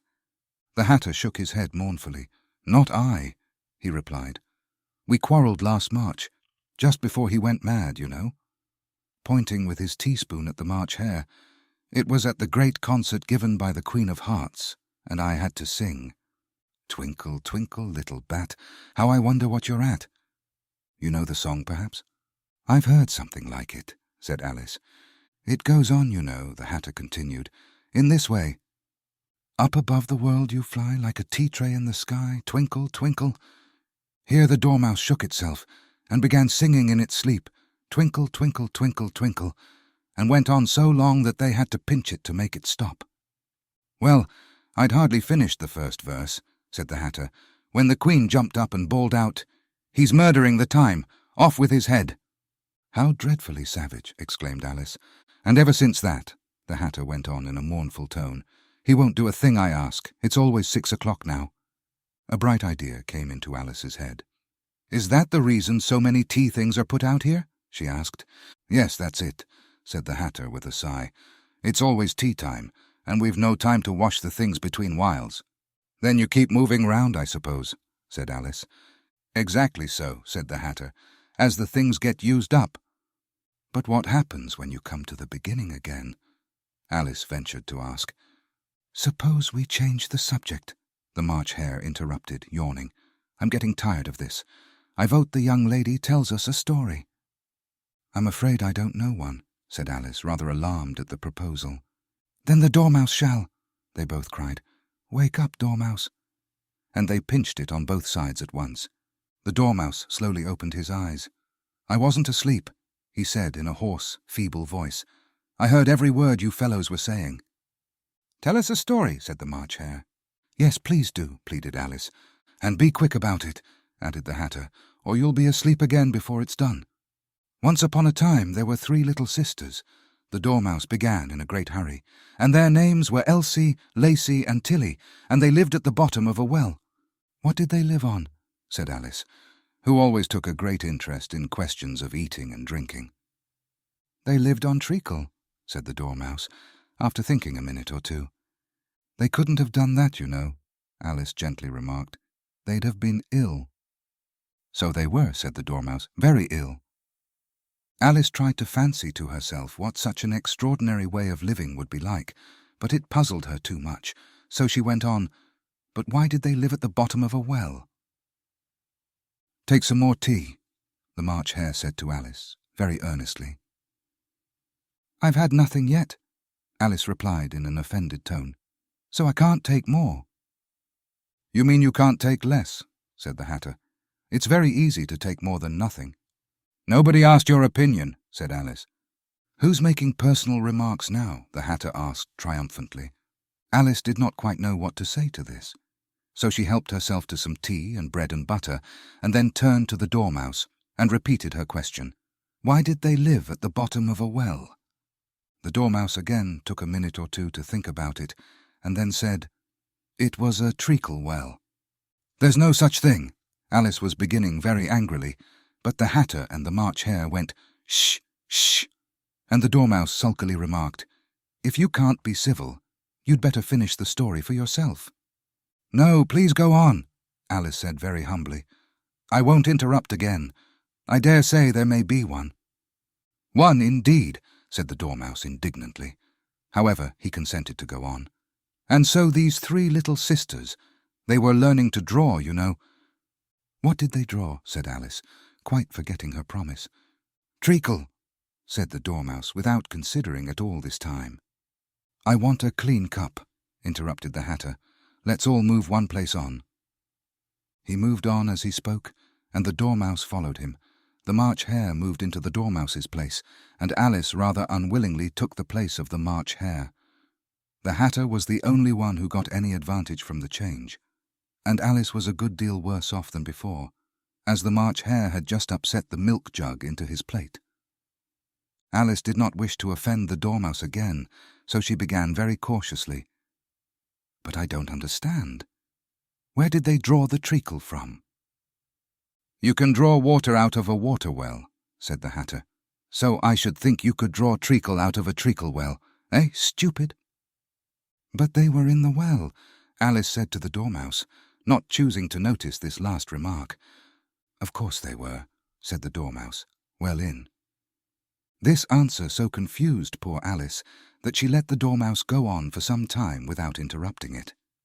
"They were learning to draw," the Dormouse went on, yawning and rubbing its eyes, for it was getting very sleepy. "And they drew all manner of things. Everything that begins with an M." "Why with an M?" said Alice. "Why not?" said the March Hare. Alice was silent. The dormouse had closed its eyes by this time and was going off into a doze, but on being pinched by the hatter, it woke up again with a little shriek and went on. That begins with an M, such as mousetraps, and the moon and memory and muchness. You know you say things are much of a muchness.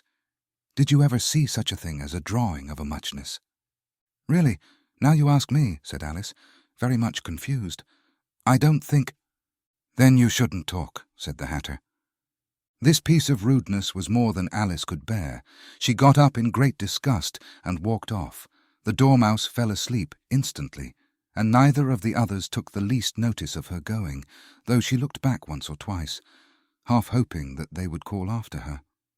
The last time she saw them, they were trying to put the dormouse into the teapot.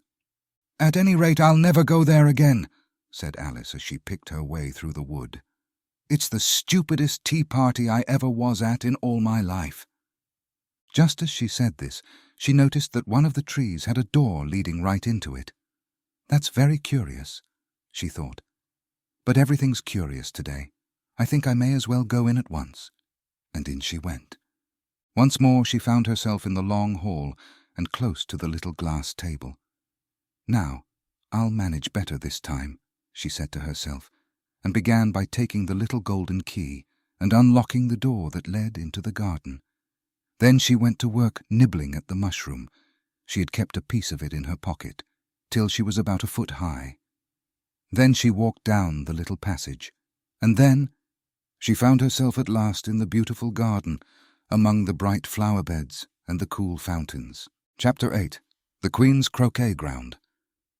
A large rose tree stood near the entrance of the garden.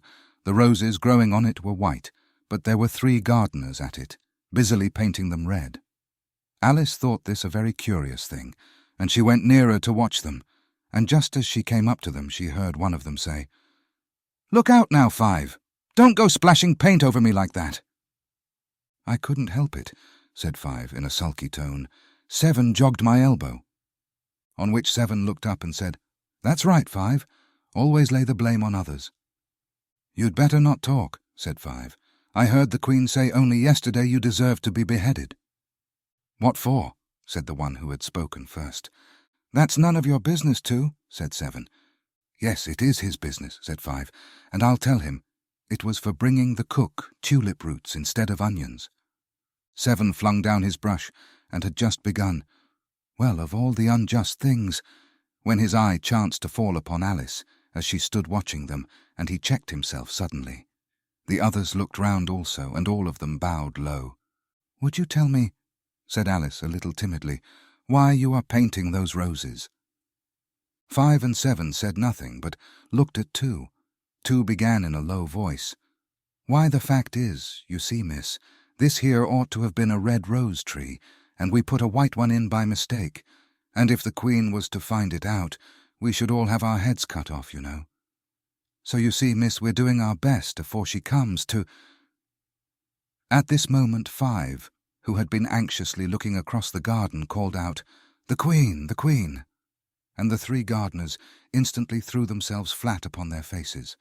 There was a sound of many footsteps, and Alice looked round, eager to see the Queen. First came 10 soldiers carrying clubs.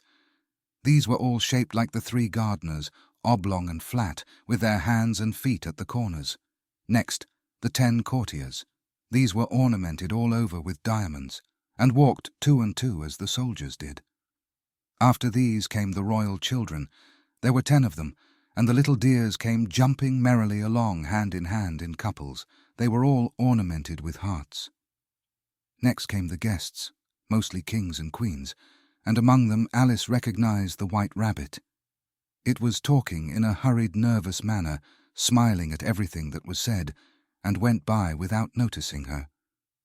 Then followed the Knave of Hearts, carrying the king's crown on a crimson velvet cushion, and last of all this grand procession came the King and Queen of Hearts. Alice was rather doubtful whether she ought not to lie down on her face like the 3 gardeners, but she could not remember ever having heard of such a rule at processions. And besides, what would be the use of a procession, thought she, if people had all to lie down upon their faces so that they couldn't see it? So she stood still where she was and waited.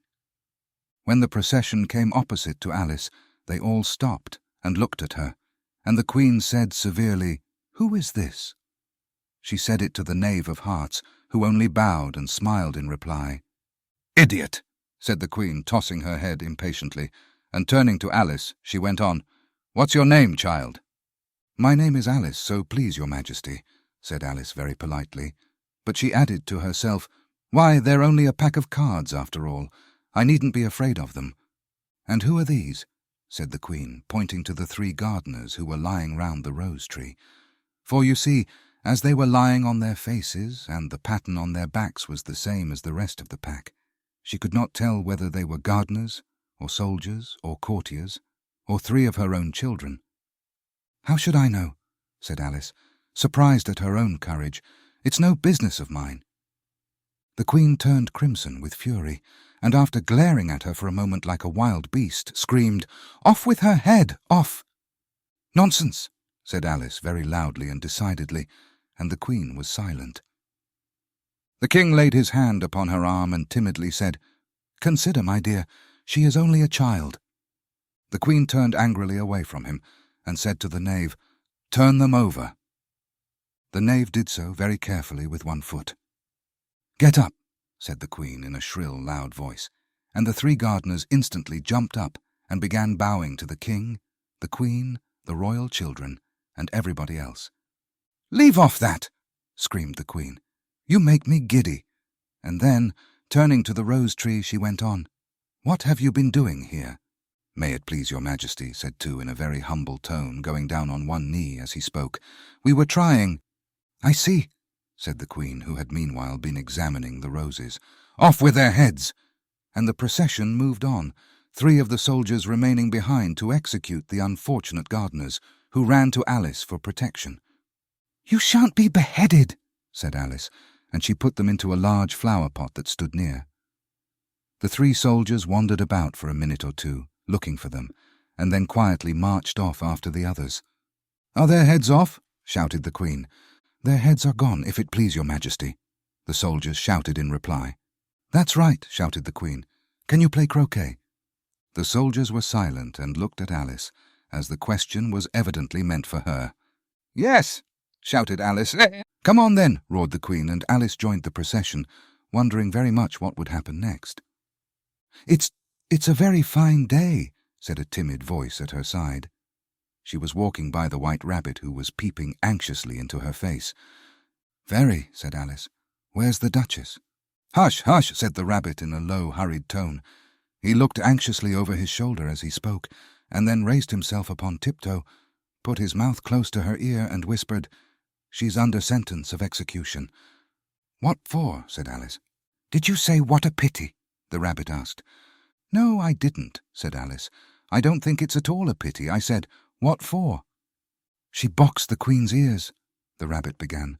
Alice gave a little scream of laughter. "Oh, hush!" the Rabbit whispered in a frightened tone. "The Queen will hear you. You see, she came rather late, and the Queen said—" "Get to your places!" shouted the Queen in a voice of thunder, and people began running about in all directions, tumbling up against each other. However, they got settled down in a minute or 2, and the game began. Alice thought she had never seen such a curious croquet ground in her life. It was all ridges and furrows. The balls were live hedgehogs, the mallets live flamingos, and the soldiers had to double themselves up and to stand on their hands and feet to make the arches. The chief difficulty Alice found at first was in managing her flamingo. She succeeded in getting its body tucked away, comfortably enough, under her arm, with its legs hanging down, but generally, just as she had got its neck nicely straightened out, and was going to give the hedgehog a blow with its head, it would twist itself round and look up in her face with such a puzzled expression that she could not help bursting out laughing. And when she had got its head down, and was going to begin again, it was very provoking to find that the hedgehog had unrolled itself, and was in the act of crawling away. Besides all this, there was generally a ridge or furrow in the way wherever she wanted to send the hedgehog to. And as the doubled-up soldiers were always getting up and walking off to other parts of the ground, Alice soon came to the conclusion that it was a very difficult game indeed. The players all played at once, without waiting for turns, quarrelling all the while and fighting for the hedgehogs. And in a very short time the queen was in a furious passion and went stamping about and shouting, "Off with his head," or "Off with her head," about once in a minute. Alice began to feel very uneasy. To be sure, she had not as yet had any dispute with the queen, but she knew that it might happen any minute. And then, thought she, what would become of me? They're dreadfully fond of beheading people here. The great wonder is that there's anyone left alive.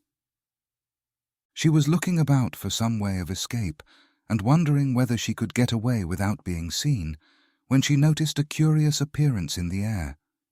It puzzled her very much at first, but after watching it a minute or two, she made it out to be a grin. And she said to herself, "It's the Cheshire Cat. Now I shall have somebody to talk to." "How are you getting on?" said the cat, as soon as there was mouth enough for it to speak with. Alice waited till the eyes appeared, and then nodded. "It's no use speaking to it," she thought, "till its ears have come, or at least one of them."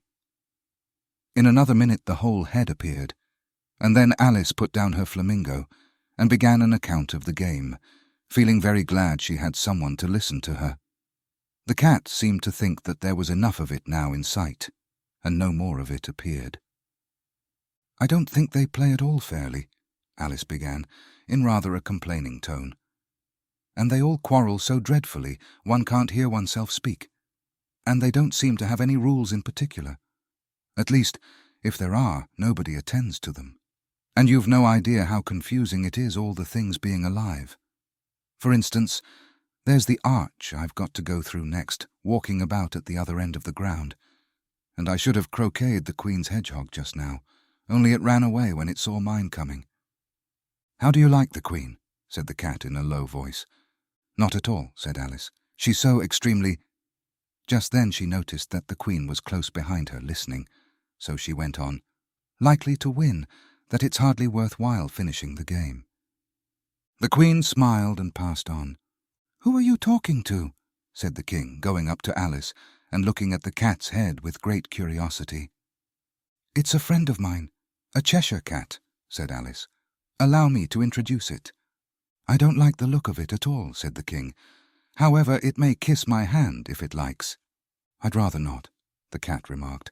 "Don't be impertinent," said the King, "and don't look at me like that." He got behind Alice as he spoke. "A cat may look at a king," said Alice.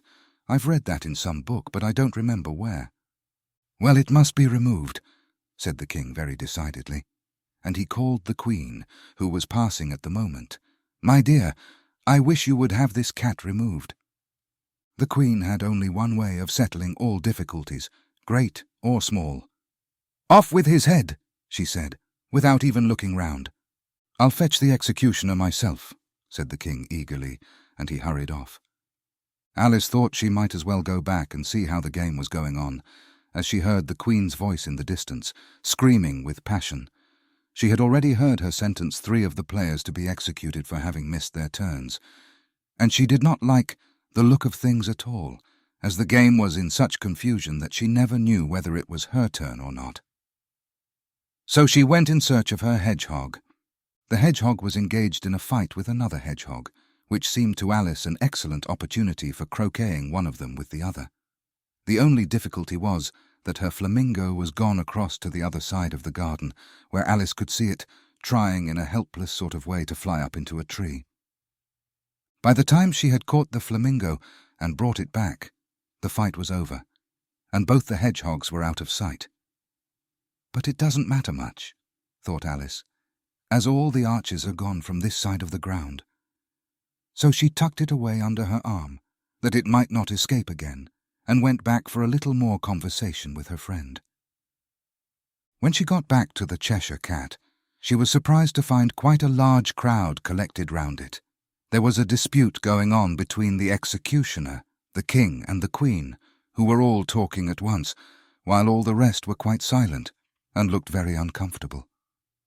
The moment Alice appeared, she was appealed to by all 3 to settle the question, and they repeated their arguments to her, though, as they all spoke at once, she found it very hard indeed to make out exactly what they said.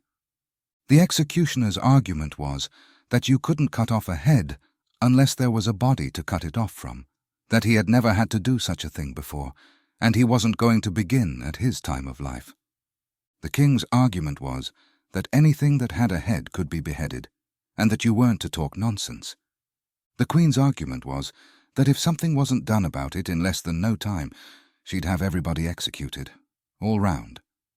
It was this last remark that had made the whole party look so grave and anxious. Alice could think of nothing else to say but, "It belongs to the Duchess. You'd better ask her about it." "She's in prison," the Queen said to the executioner. "Fetch her here." And the executioner went off like an arrow. The cat's head began fading away the moment he was gone, and by the time he had come back with the Duchess, it had entirely disappeared. So the king and the executioner ran wildly up and down looking for it, while the rest of the party went back to the game. Chapter 9. The Mock Turtle Story.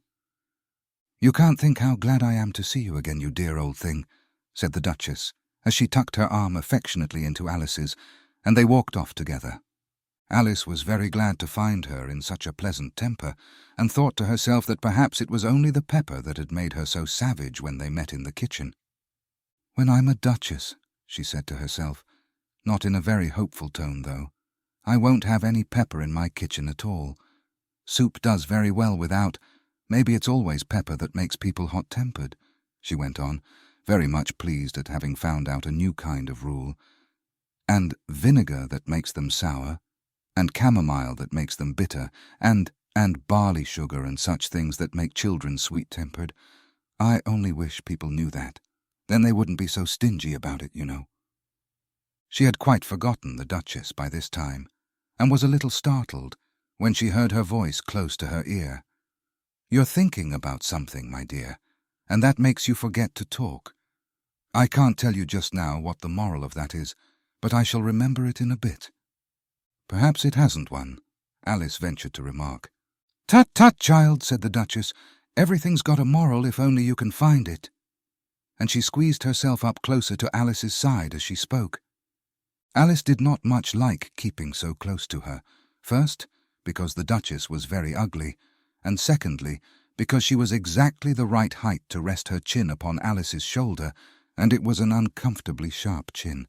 However, she did not like to be rude, so she bore it as well as she could. "The game's going on rather better now," she said, by way of keeping up the conversation a little. "'Tis so," said the Duchess, "and the moral of that is, oh, 'tis love, that makes the world go round." "Somebody said," Alice whispered, "that it's done by everybody minding their own business." "Ah, well, it means much the same thing," said the Duchess, digging her sharp little chin into Alice's shoulder as she added, "and the moral of that is, take care of the sense, and the sounds will take care of themselves." How fond she is of finding morals in things, Alice thought to herself. "I dare say you're wondering why I don't put my arm round your waist," the Duchess said after a pause. "The reason is that I'm doubtful about the temper of your flamingo. Shall I try the experiment?" "He might bite," Alice cautiously replied, not feeling at all anxious to have the experiment tried. "Very true," said the Duchess. "Flamingos and mustard both bite, and the moral of that is, birds of a feather flock together." "Only mustard isn't a bird," Alice remarked. "Right, as usual," said the Duchess. "What a clear way you have of putting things." "It's a mineral, I think," said Alice. "Of course it is," said the Duchess, who seemed ready to agree to everything that Alice said. "There's a large mustard mine near here, and the moral of that is, the more there is of mine, the less there is of yours." "Oh, I know," exclaimed Alice, who had not attended to this last remark. "It's a vegetable. It doesn't look like one, but it is." "I quite agree with you," said the Duchess, "and the moral of that is, be what you would seem to be, or if you'd like it put more simply, never imagine yourself not to be otherwise than what it might appear to others, that what you were or might have been was not otherwise than what you had been would have appeared to them to be otherwise." "I think I should understand that better," Alice said very politely, "if I had it written down, but I can't quite follow it as you say it." "That's nothing to what I could say if I chose," the Duchess replied in a pleased tone. "Pray don't trouble yourself to say it any longer than that," said Alice. "Oh, don't talk about trouble," said the Duchess. "I make you a present of everything I've said as yet." A cheap sort of present, thought Alice. I'm glad they don't give birthday presents like that. But she did not venture to say it out loud. "Thinking again?" the Duchess asked with another dig of her sharp little chin. "I've a right to think," said Alice sharply, for she was beginning to feel a little worried. "Just about as much right," said the Duchess, "as pigs have to fly, and But here, to Alice's great surprise, the Duchess's voice died away even in the middle of her favourite word moral, and the arm that was linked into hers began to tremble. Alice looked up, and there stood the Queen in front of them, with her arms folded, frowning like a thunderstorm. "A fine day, Your Majesty," the Duchess began in a low, weak voice. "Now I give you fair warning," shouted the Queen, stamping on the ground as she spoke.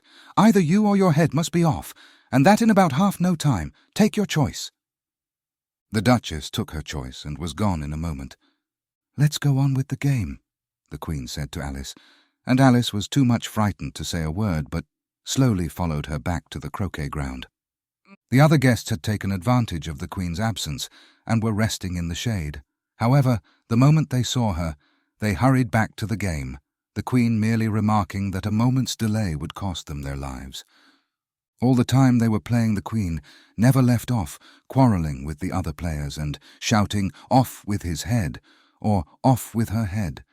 Those whom she sentenced were taken into custody by the soldiers, who, of course, had to leave off being archers to do this, so that by the end of half an hour or so there were no archers left, and all the players except the King, the Queen, and Alice were in custody and under sentence of execution. Then the Queen left off, quite out of breath, and said to Alice, "Have you seen the Mock Turtle yet?" "No," said Alice. "I don't even know what a mock turtle is." "It's the thing mock turtle soup is made from," said the Queen. "I never saw one or heard of one," said Alice. "Come on then," said the Queen, "and he shall tell you his history." As they walked off together, Alice heard the King say in a low voice, to the company generally, "You are all pardoned." "Come, that's a good thing," she said to herself, for she had felt quite unhappy at the number of executions the Queen had ordered.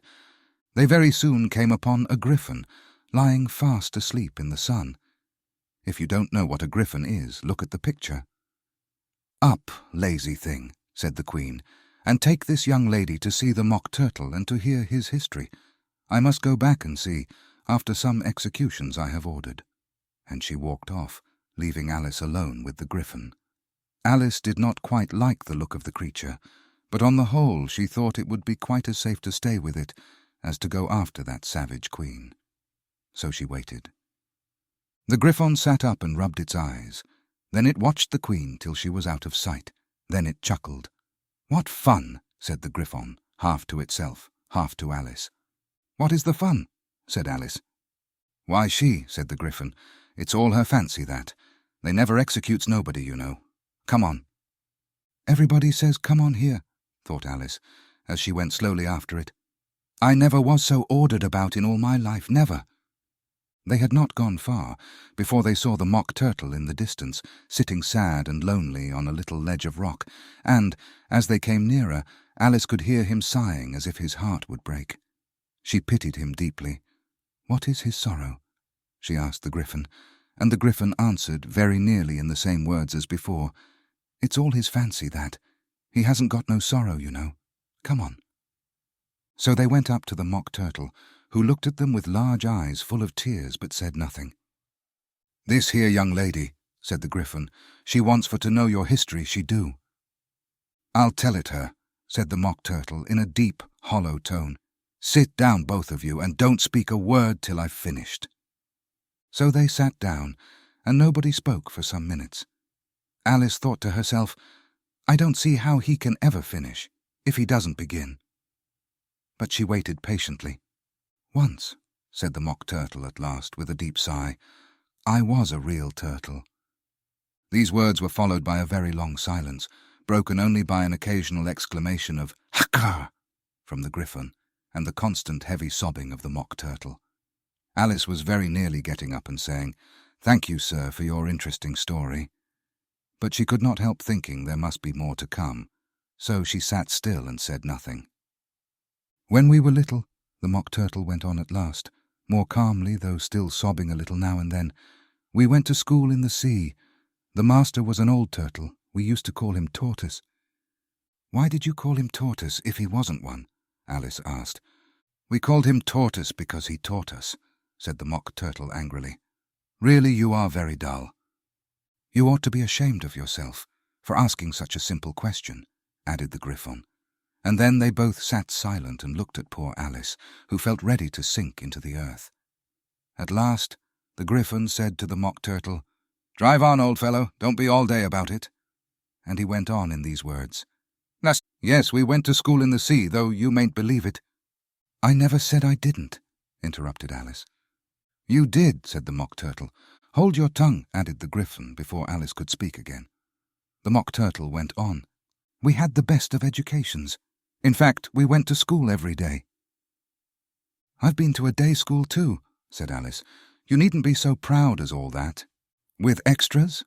asked the Mock Turtle a little anxiously. "Yes," said Alice. "We learned French and music." "And washing?" said the Mock Turtle. "Certainly not," said Alice indignantly. "Ah, then yours wasn't a really good school," said the Mock Turtle in a tone of great relief. "Now at ours they had at the end of the bill French, music and washing, extra." "You couldn't have wanted it much," said Alice, "living at the bottom of the sea." "I couldn't afford to learn it," said the Mock Turtle with a sigh. "I only took the regular course." "What was that?" inquired Alice. "Reeling and writhing, of course, to begin with," the Mock Turtle replied, "and then the different branches of arithmetic, ambition, distraction, uglification, and derision." "I never heard of uglification," Alice ventured to say. "What is it?" The Griffon lifted up both its paws in surprise. "What? Never heard of uglifying?" it exclaimed. "You know what to beautify is, I suppose?" "Yes," said Alice doubtfully. "It means to make anything prettier." "Well then," the Griffon went on, "if you don't know what to uglify is, you are a simpleton." Alice did not feel encouraged to ask any more questions about it, so she turned to the Mock Turtle and said, "What else had you to learn?" "Well, there was mystery," the Mock Turtle replied, counting off the subjects on his flappers.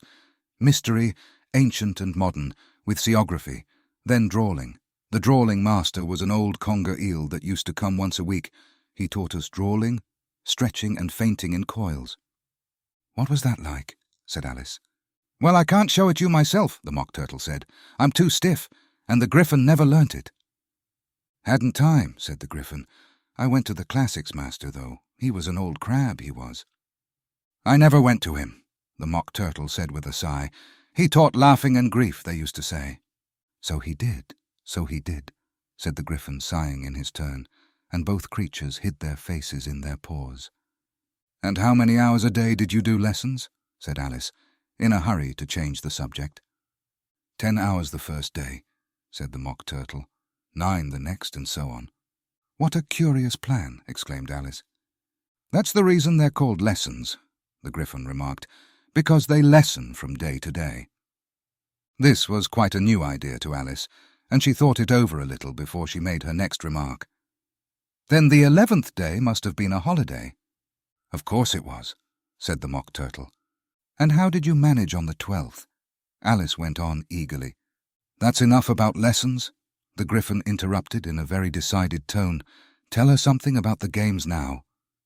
Chapter 10. The Lobster Quadrille. The Mock Turtle sighed deeply and drew the back of one flapper across his eyes. He looked at Alice and tried to speak, but for a minute or two sobs choked his voice. "Same as if he had a bone in his throat," said the Griffon, and it set to work shaking him and punching him in the back. At last the Mock Turtle recovered his voice, and with tears running down his cheeks, he went on again. "You may not have lived much under the sea." "I haven't," said Alice. "And perhaps you were never even introduced to a lobster." Alice began to say, "I once tasted," but checked herself hastily and said, No, never. So you can have no idea what a delightful thing a lobster quadrille is. No, indeed, said Alice. What sort of a dance is it? Why, said the Gryphon, you first form into a line along the seashore. 2 lines, cried the Mock Turtle. Seals, turtles, salmon, and so on. Then, when you've cleared all the jellyfish out of the way— That generally takes some time, interrupted the Gryphon. You advance twice? Each with a lobster as a partner, cried the Gryphon. Of course, the Mock Turtle said. Advance twice, set to partners. Change lobsters and retire in same order, continued the Gryphon. Then you know, the Mock Turtle went on, you throw the lobsters, shouted the Gryphon with a bound into the air, as far out to sea as you can. Swim after them, screamed the Gryphon. Turn a somersault in the sea, cried the Mock Turtle, capering wildly about. Change lobsters again, yelled the Gryphon at the top of its voice. Back to land again, and that's all the first figure, said the Mock Turtle, suddenly dropping his voice. And the 2 creatures, who had been jumping about like mad things all this time, sat down again very sadly and quietly, and looked at Alice. It must be a very pretty dance, said Alice timidly. Would you like to see a little of it? Said the Mock Turtle. Very much indeed, said Alice. Come, let's try the first figure, said the Mock Turtle to the Gryphon. We can do without lobsters, you know. Which shall sing? Oh, you sing, said the Gryphon. I've forgotten the words. So they began solemnly dancing round and round Alice, every now and then treading on her toes when they passed too close, and waving their forepaws to mark the time, while the Mock Turtle sang this very slowly and sadly. Will you walk a little faster? Said a whiting to a snail. There's a porpoise close behind us, and he's treading on my tail. See how eagerly the lobsters and the turtles all advance. They are waiting on the shingle. Will you come and join the dance? Will you, won't you, will you, won't you join the dance? Will you, won't you, won't you join the dance? You can really have no notion how delightful it will be when they take us up and throw us, with the lobsters, out to sea.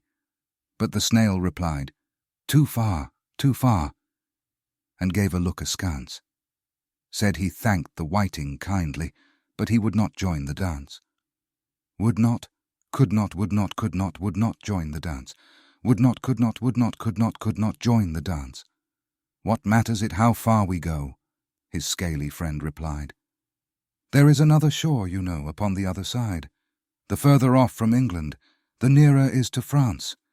Then turn not pale, beloved snail, but come and join the dance. Will you, won't you, will you join the dance? Will you, won't you join the dance? Thank you, it's a very interesting dance to watch, said Alice, feeling very glad that it was over at last, and I do so like that curious song about the whiting. Oh, as to the whiting, said the Mock Turtle, you've seen them, of course. Yes, said Alice, I've often seen them at Din. She checked herself hastily. I don't know where Din may be, said the Mock Turtle, but if you've seen them so often, of course you know what they're like. I believe so, Alice replied thoughtfully. They have their tails in their mouths, and they're all over crumbs. You're wrong about the crumbs, said the Mock Turtle. Crumbs would all wash off in the sea, but they have their tails in their mouths, and the reason is— Here the Mock Turtle yawned and shut his eyes. Tell her about the reason and all that, he said to the Gryphon. The reason is, said the Gryphon, that they would go with the lobsters to the dance. So they got thrown out to sea. So they had to fall a long way. So they got their tails fast in their mouths. So they couldn't get them out again. That's all. Thank you, said Alice. It's very interesting. I never knew so much about a whiting before. I can tell you more than that if you like, said the Gryphon. Do you know why it's called a whiting? I never thought about it, said Alice. Why? It does the boots and shoes. The Gryphon replied very solemnly. Alice was thoroughly puzzled. Does the boots and shoes? She repeated in a wondering tone. Why, what are your shoes done with? Said the Gryphon. I mean, what makes them so shiny? Alice looked down at them and considered a little before she gave her answer. They're done with blacking, I believe. Boots and shoes under the sea. the Gryphon went on in a deep voice, "are done with a whiting. Now you know." "And what are they made of?" Alice asked in a tone of great curiosity. "Soles and eels, of course," the Gryphon replied rather impatiently. "Any shrimp could have told you that." "If I'd been the whiting," said Alice, whose thoughts were still running on the song, "I'd have said to the porpoise, 'Keep back, please. We don't want you with us.'" "They were obliged to have him with them," the Mock Turtle said. "No wise fish would go anywhere without a porpoise." "Wouldn't it really?" said Alice in a tone of great surprise.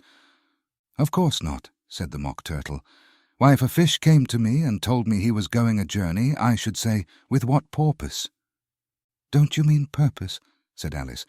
"I mean what I say," the Mock Turtle replied in an offended tone. And the Gryphon added, "Come, let's hear some of your adventures." "And I could tell you my adventures beginning from this morning," said Alice a little timidly. "But it's no use going back to yesterday, because I was a different person then." "Explain all that," said the Mock Turtle. No, the adventures first," said the Gryphon in an impatient tone. "Explanations take such a dreadful time." So Alice began telling them her adventures from the time when she first saw the White Rabbit. She was a little nervous about it just at first.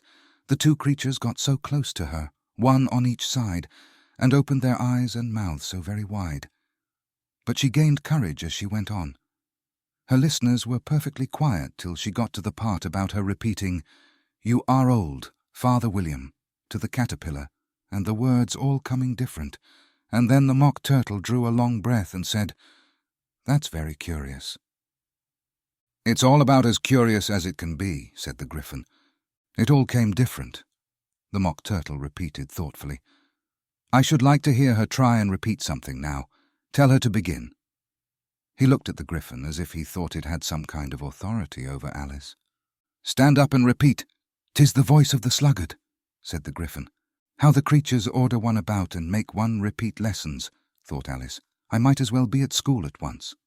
However, she got up and began to repeat it, but her head was so full of the lobster quadrille that she hardly knew what she was saying, and the words came very queer indeed. "'Tis the voice of the lobster. I heard him declare, 'You have baked me too brown, I must sugar my hair.' As a duck with its eyelids, so he with his nose trims his belt and his buttons, and turns out his toes." Later editions continued as follows. "When the sands are all dry, he is gay as a lark, and will talk in contemptuous tones of the shark. But when the tide rises and sharks are around, his voice has a timid and tremulous sound." "That's different from what I used to say when I was a child," said the Gryphon. "Well, I never heard it before," said the Mock Turtle, "but it sounds uncommon nonsense." Alice said nothing. She had sat down with her face in her hands, wondering if anything would ever happen in a natural way again. "I should like to have it explained," said the Mock Turtle. "She can't explain it," said the Gryphon hastily. "Go on with the next verse." "But about his toes," the Mock Turtle persisted. "How could he turn them out with his nose, you know?" "It's the first position in dancing," Alice said, but was dreadfully puzzled by the whole thing, and longed to change the subject. "Go on with the next verse," the Gryphon repeated impatiently. "It begins, 'I passed by his garden.'" Alice did not dare to disobey, though she felt sure it would all come wrong, and she went on in a trembling voice. "I passed by his garden, and marked with one eye how the owl and the panther were sharing a pie." Later editions continued as follows. "The panther took pie crust, and gravy, and meat, while the owl had the dish as its share of the treat. When the pie was all finished, the owl, as a boon, was kindly permitted to pocket the spoon, while the panther received knife and fork with a growl, and concluded the banquet." "What is the use of repeating all that stuff?" the Mock Turtle interrupted, "if you don't explain it as you go on? It's by far the most confusing thing I ever heard." "Yes, I think you'd better leave off," said the Gryphon, and Alice was only too glad to do so. "Shall we try another figure of the lobster quadrille?" the Gryphon went on. "Or would you like the Mock Turtle to sing you a song?" "Oh, a song, please, if the Mock Turtle would be so kind," Alice replied so eagerly that the Gryphon said in a rather offended tone, "No accounting for tastes. Sing her turtle soup, will you, old fellow?"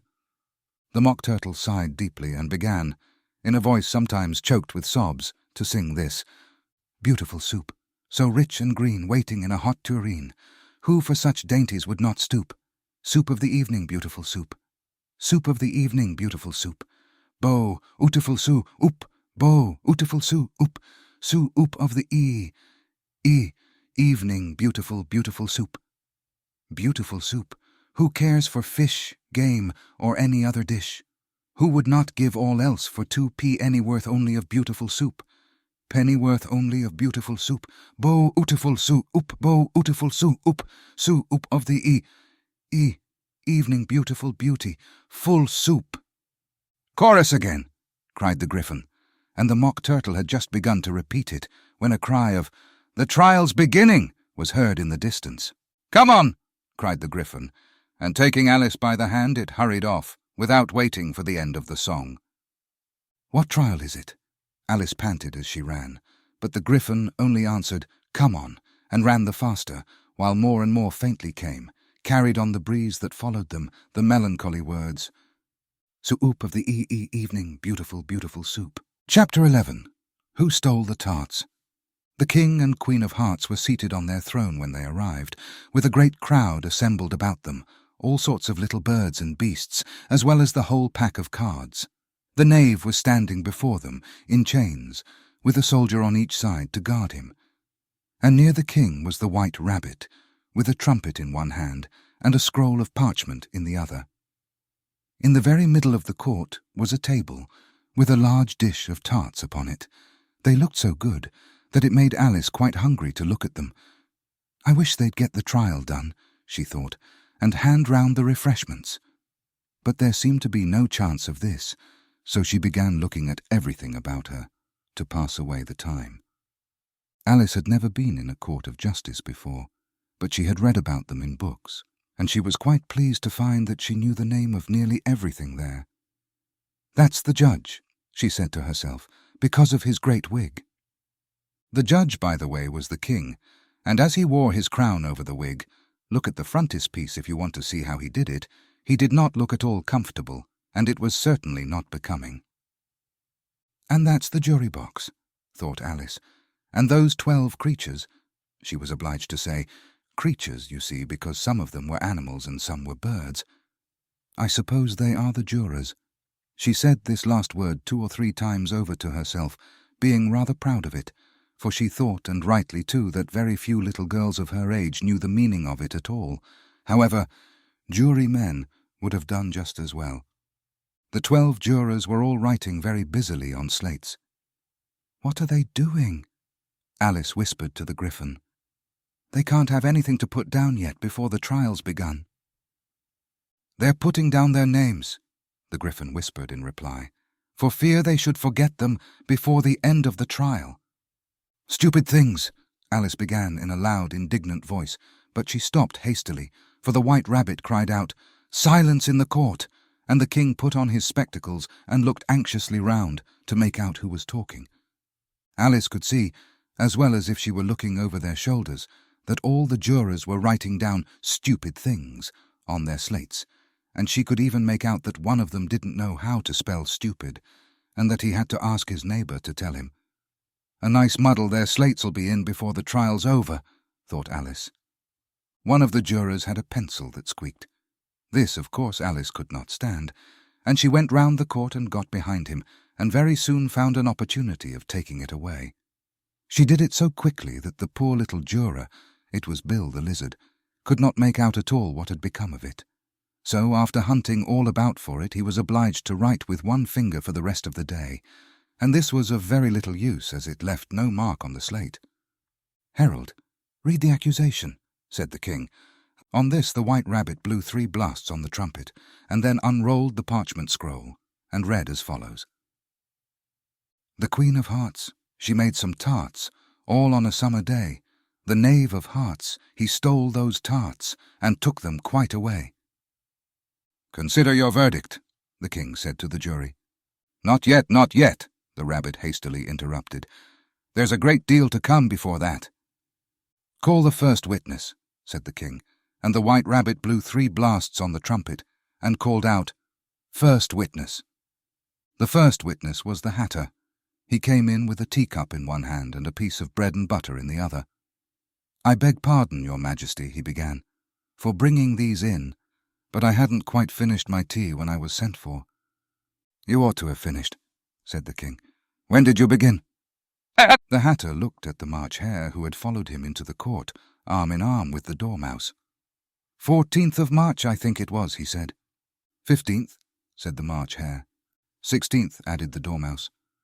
"Write that down," the king said to the jury, and the jury eagerly wrote down all 3 dates on their slates, and then added them up and reduced the answer to shillings and pence.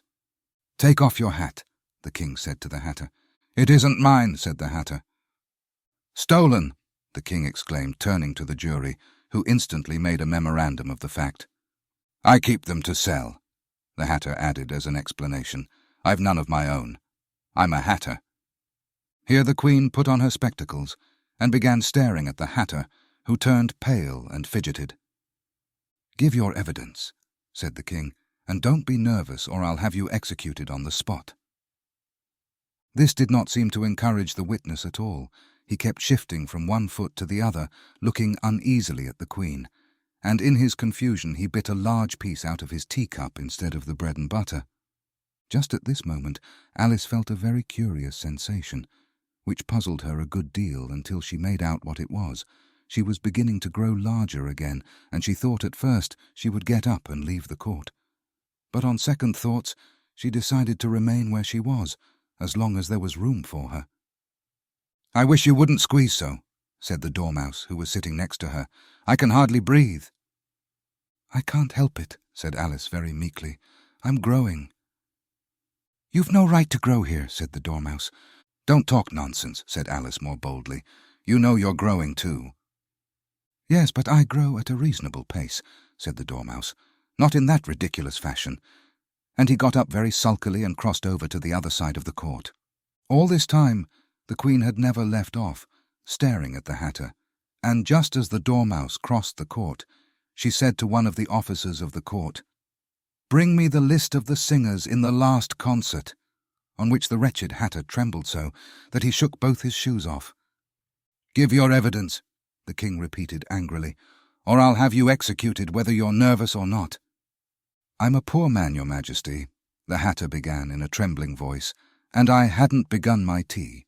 Not above a week or so, and what with the bread and butter getting so thin, and the twinkling of the tea." "The twinkling of the what?" said the king. "It began with the tea," the Hatter replied. "Of course twinkling begins with a T," said the king sharply. "Do you take me for a dunce? Go on." "I'm a poor man," the Hatter went on, "and most things twinkled after that. Only the March Hare said—" "I didn't," the March Hare interrupted in a great hurry. "You did," said the Hatter. "I deny it," said the March Hare. "He denies it," said the king. "Leave out that part." "Well, at any rate, the Dormouse said—" The Hatter went on, looking anxiously round to see if he would deny it too, but the Dormouse denied nothing, being fast asleep. "After that," continued the Hatter, "I cut some more bread and butter." "But what did the Dormouse say?" one of the jury asked. "That I can't remember," said the Hatter. "You must remember," remarked the king, "or I'll have you executed." The miserable Hatter dropped his teacup and bread and butter and went down on one knee. "I'm a poor man, Your Majesty," he began. "You're a very poor speaker," said the king. Here one of the guinea pigs cheered and was immediately suppressed by the officers of the court. As that is rather a hard word, I will just explain to you how it was done. They had a large canvas bag which tied up at the mouth with strings. Into this they slipped the guinea pig, head first, and then sat upon it. "I'm glad I've seen that done," thought Alice. "I've so often read in the newspapers, at the end of trials. There was some attempts at applause, which was immediately suppressed by the officers of the court, and I never understood what it meant till now." "If that's all you know about it, you may stand down," continued the king. "I can't go no lower," said the Hatter. "I'm on the floor as it is." "Then you may sit down," the king replied. Here the other guinea pig cheered and was suppressed. "Come, that finished the guinea pigs," thought Alice. "Now we shall get on better." "I'd rather finish my tea," said the Hatter with an anxious look at the Queen, who was reading the list of singers. "You may go," said the King, and the Hatter hurriedly left the court without even waiting to put his shoes on. "And just take his head off outside," the Queen added to one of the officers, but the Hatter was out of sight before the officer could get to the door. "Call the next witness," said the King. The next witness was the Duchess's cook. She carried the pepper box in her hand, and Alice guessed who it was, even before she got into the court, by the way the people near the door began sneezing all at once. "Give your evidence," said the King. "Shan't," said the cook.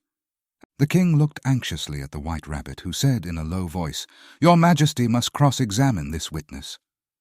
"Well, if I must, I must," the King said with a melancholy air, and after folding his arms and frowning at the cook till his eyes were nearly out of sight, he said in a deep voice, "What are tarts made of?"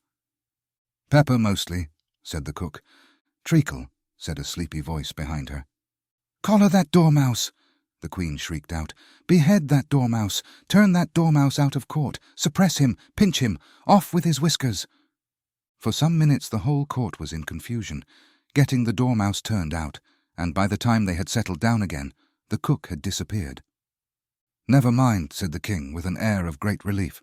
"Call the next witness." And he added in an undertone to the Queen, "Really, my dear, you must cross-examine the next witness. It quite makes my forehead ache." Alice watched the White Rabbit as he fumbled over the list, feeling very curious to see what the next witness would be like. "For they haven't got much evidence yet," she said to herself. Imagine her surprise when the White Rabbit read out, at the top of his shrill little voice, the name Alice. Chapter 12. Alice's Evidence. "Here!" cried Alice, quite forgetting in the flurry of the moment how large she had grown in the last few minutes, and she jumped up in such a hurry that she tipped over the jury box with the edge of her skirt, upsetting all the jurymen onto the heads of the crowd below. And there they lay sprawling about, reminding her very much of a globe of goldfish she had accidentally upset the week before. "Oh, I beg your pardon," she exclaimed in a tone of great dismay, and began picking them up again as quickly as she could, for the accident of the goldfish kept running in her head, and she had a vague sort of idea that they must be collected at once and put back into the jury box, or they would die. "The trial cannot proceed," said the King in a very grave voice, "until all the jurymen are back in their proper places. All," he repeated with great emphasis, looking hard at Alice as he said so. Alice looked at the jury box and saw that, in her haste, she had put the lizard in head downwards, and the poor little thing was waving its tail about in a melancholy way, being quite unable to move. She soon got it out again and put it right. "Not that it signifies much," she said to herself. "I should think it would be quite as much use in the trial one way up as the other." As soon as the jury had a little recovered from the shock of being upset, and their slates and pencils had been found and handed back to them, they set to work very diligently to write out a history of the accident, all except the lizard, who seemed too much overcome to do anything but sit with its mouth open, gazing up into the roof of the court. "What do you know about this business?" the King said to Alice. "Nothing," said Alice. "Nothing whatever," persisted the King. "Nothing whatever," said Alice. "That's very important," the King said, turning to the jury. They were just beginning to write this down on their slates when the White Rabbit interrupted. "Unimportant, Your Majesty means, of course," he said in a very respectful tone, but frowning and making faces at him as he spoke. "Unimportant, of course, I meant," the King hastily said, and went on to himself in an undertone.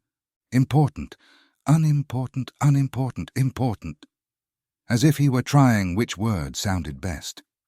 Some of the jury wrote it down, important, and some unimportant.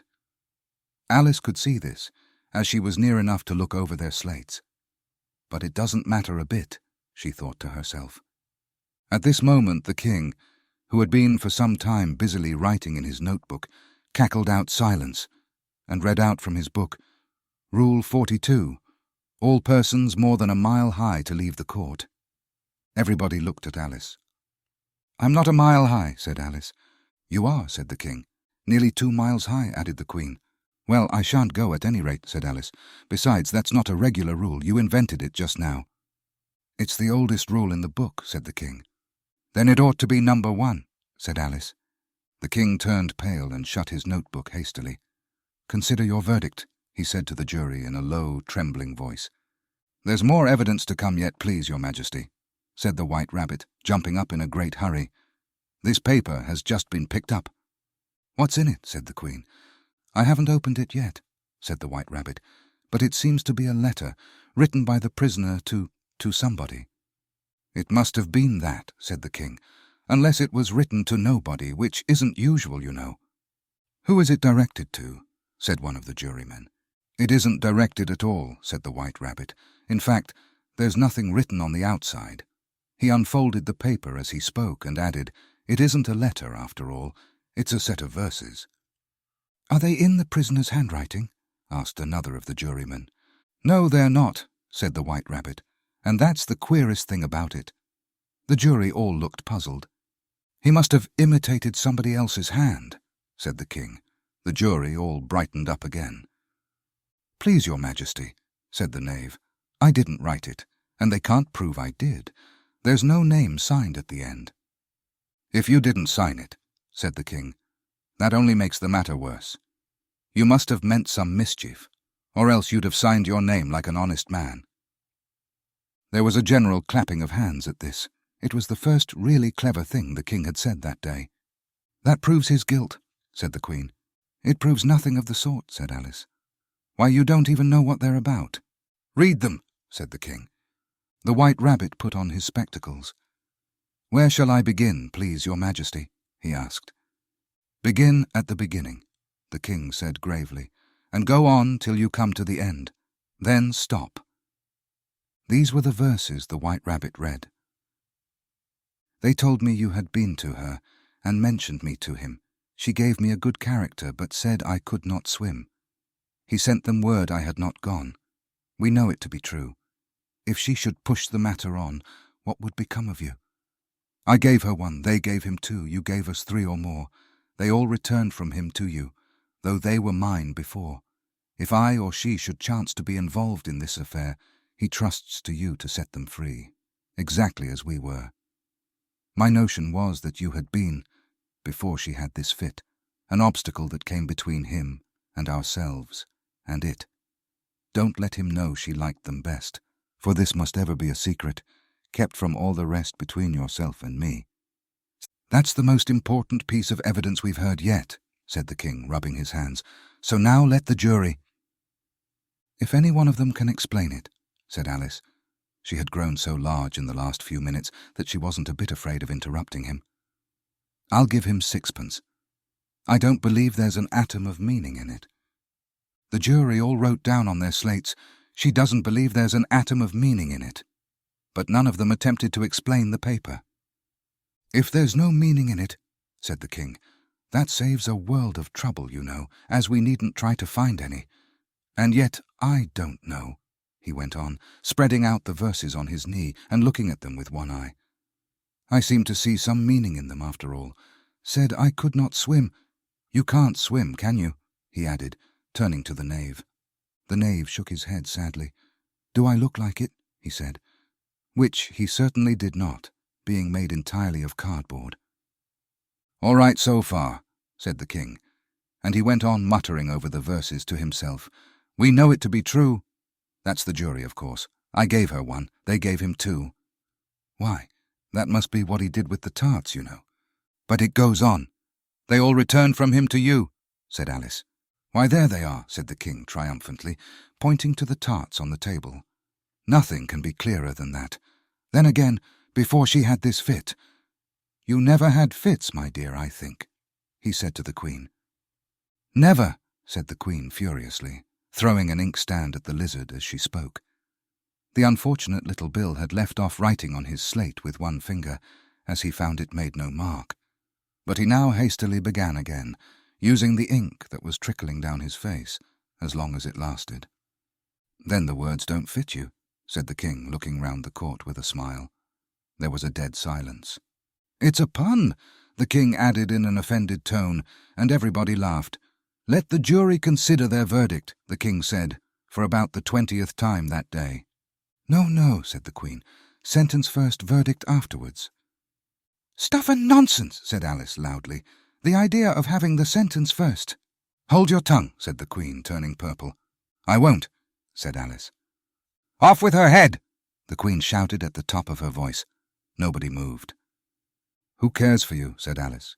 She had grown to her full size by this time. "You're nothing but a pack of cards." At this, the whole pack rose up into the air and came flying down upon her. She gave a little scream, half of fright and half of anger, and tried to beat them off, and found herself lying on the bank with her head in the lap of her sister, who was gently brushing away some dead leaves that had fluttered down from the trees upon her face. "Wake up, Alice, dear," said her sister. "Why, what a long sleep you've had." "Oh, I've had such a curious dream," said Alice, and she told her sister, as well as she could remember them, all these strange adventures of hers that you have just been reading about. And when she had finished, her sister kissed her and said, "It was a curious dream, dear, certainly, but now run into your tea, it's getting late." So Alice got up and ran off, thinking, while she ran, as well she might, what a wonderful dream it had been. But her sister sat still just as she left her, leaning her head on her hand, watching the setting sun and thinking of little Alice and all her wonderful adventures, till she too began dreaming after a fashion. And this was her dream. First she dreamed of little Alice herself, and once again the tiny hands were clasped upon her knee, and the bright, eager eyes were looking up into hers. She could hear the very tones of her voice, and see that queer little toss of her head to keep back the wandering hair that would always get into her eyes. And still as she listened, or seemed to listen, the whole place around her became alive with the strange creatures of her little sister's dream. The long grass rustled at her feet as the white rabbit hurried by. The frightened mouse splashed his way through the neighbouring pool. She could hear the rattle of the teacups as the March Hare and his friends shared their never-ending meal, and the shrill voice of the Queen ordering off her unfortunate guests to execution. Once more the pig baby was sneezing on the Duchess's knee, while plates and dishes crashed around it. Once more the shriek of the griffin, the squeaking of the lizard's slate pencil, and the choking of the suppressed guinea pigs filled the air, mixed up with the distant sobs of the miserable mock turtle. So she sat on, with closed eyes, and half believed herself in Wonderland, though she knew she had but to open them again, and all would change to dull reality. The grass would be only rustling in the wind, and the pool rippling to the waving of the reeds. The rattling teacups would change to tinkling sheep bells, and the Queen's shrill cries to the voice of the shepherd boy, and the sneeze of the baby, the shriek of the griffin, and all the other queer noises would change, she knew, to the confused clamour of the busy farmyard, while the lowing of the cattle in the distance would take the place of the mock turtle's heavy sobs. Lastly, she pictured to herself how this same little sister of hers would, in the after-time, be herself a grown woman, and how she would keep, through all her riper years, the simple and loving heart of her childhood, and how she would gather about her other little children, and make their eyes bright and eager with many a strange tale, perhaps even with the dream of Wonderland of long ago, and how she would feel with all their simple sorrows, and find a pleasure in all their simple joys, remembering her own child life and the happy summer days. The end.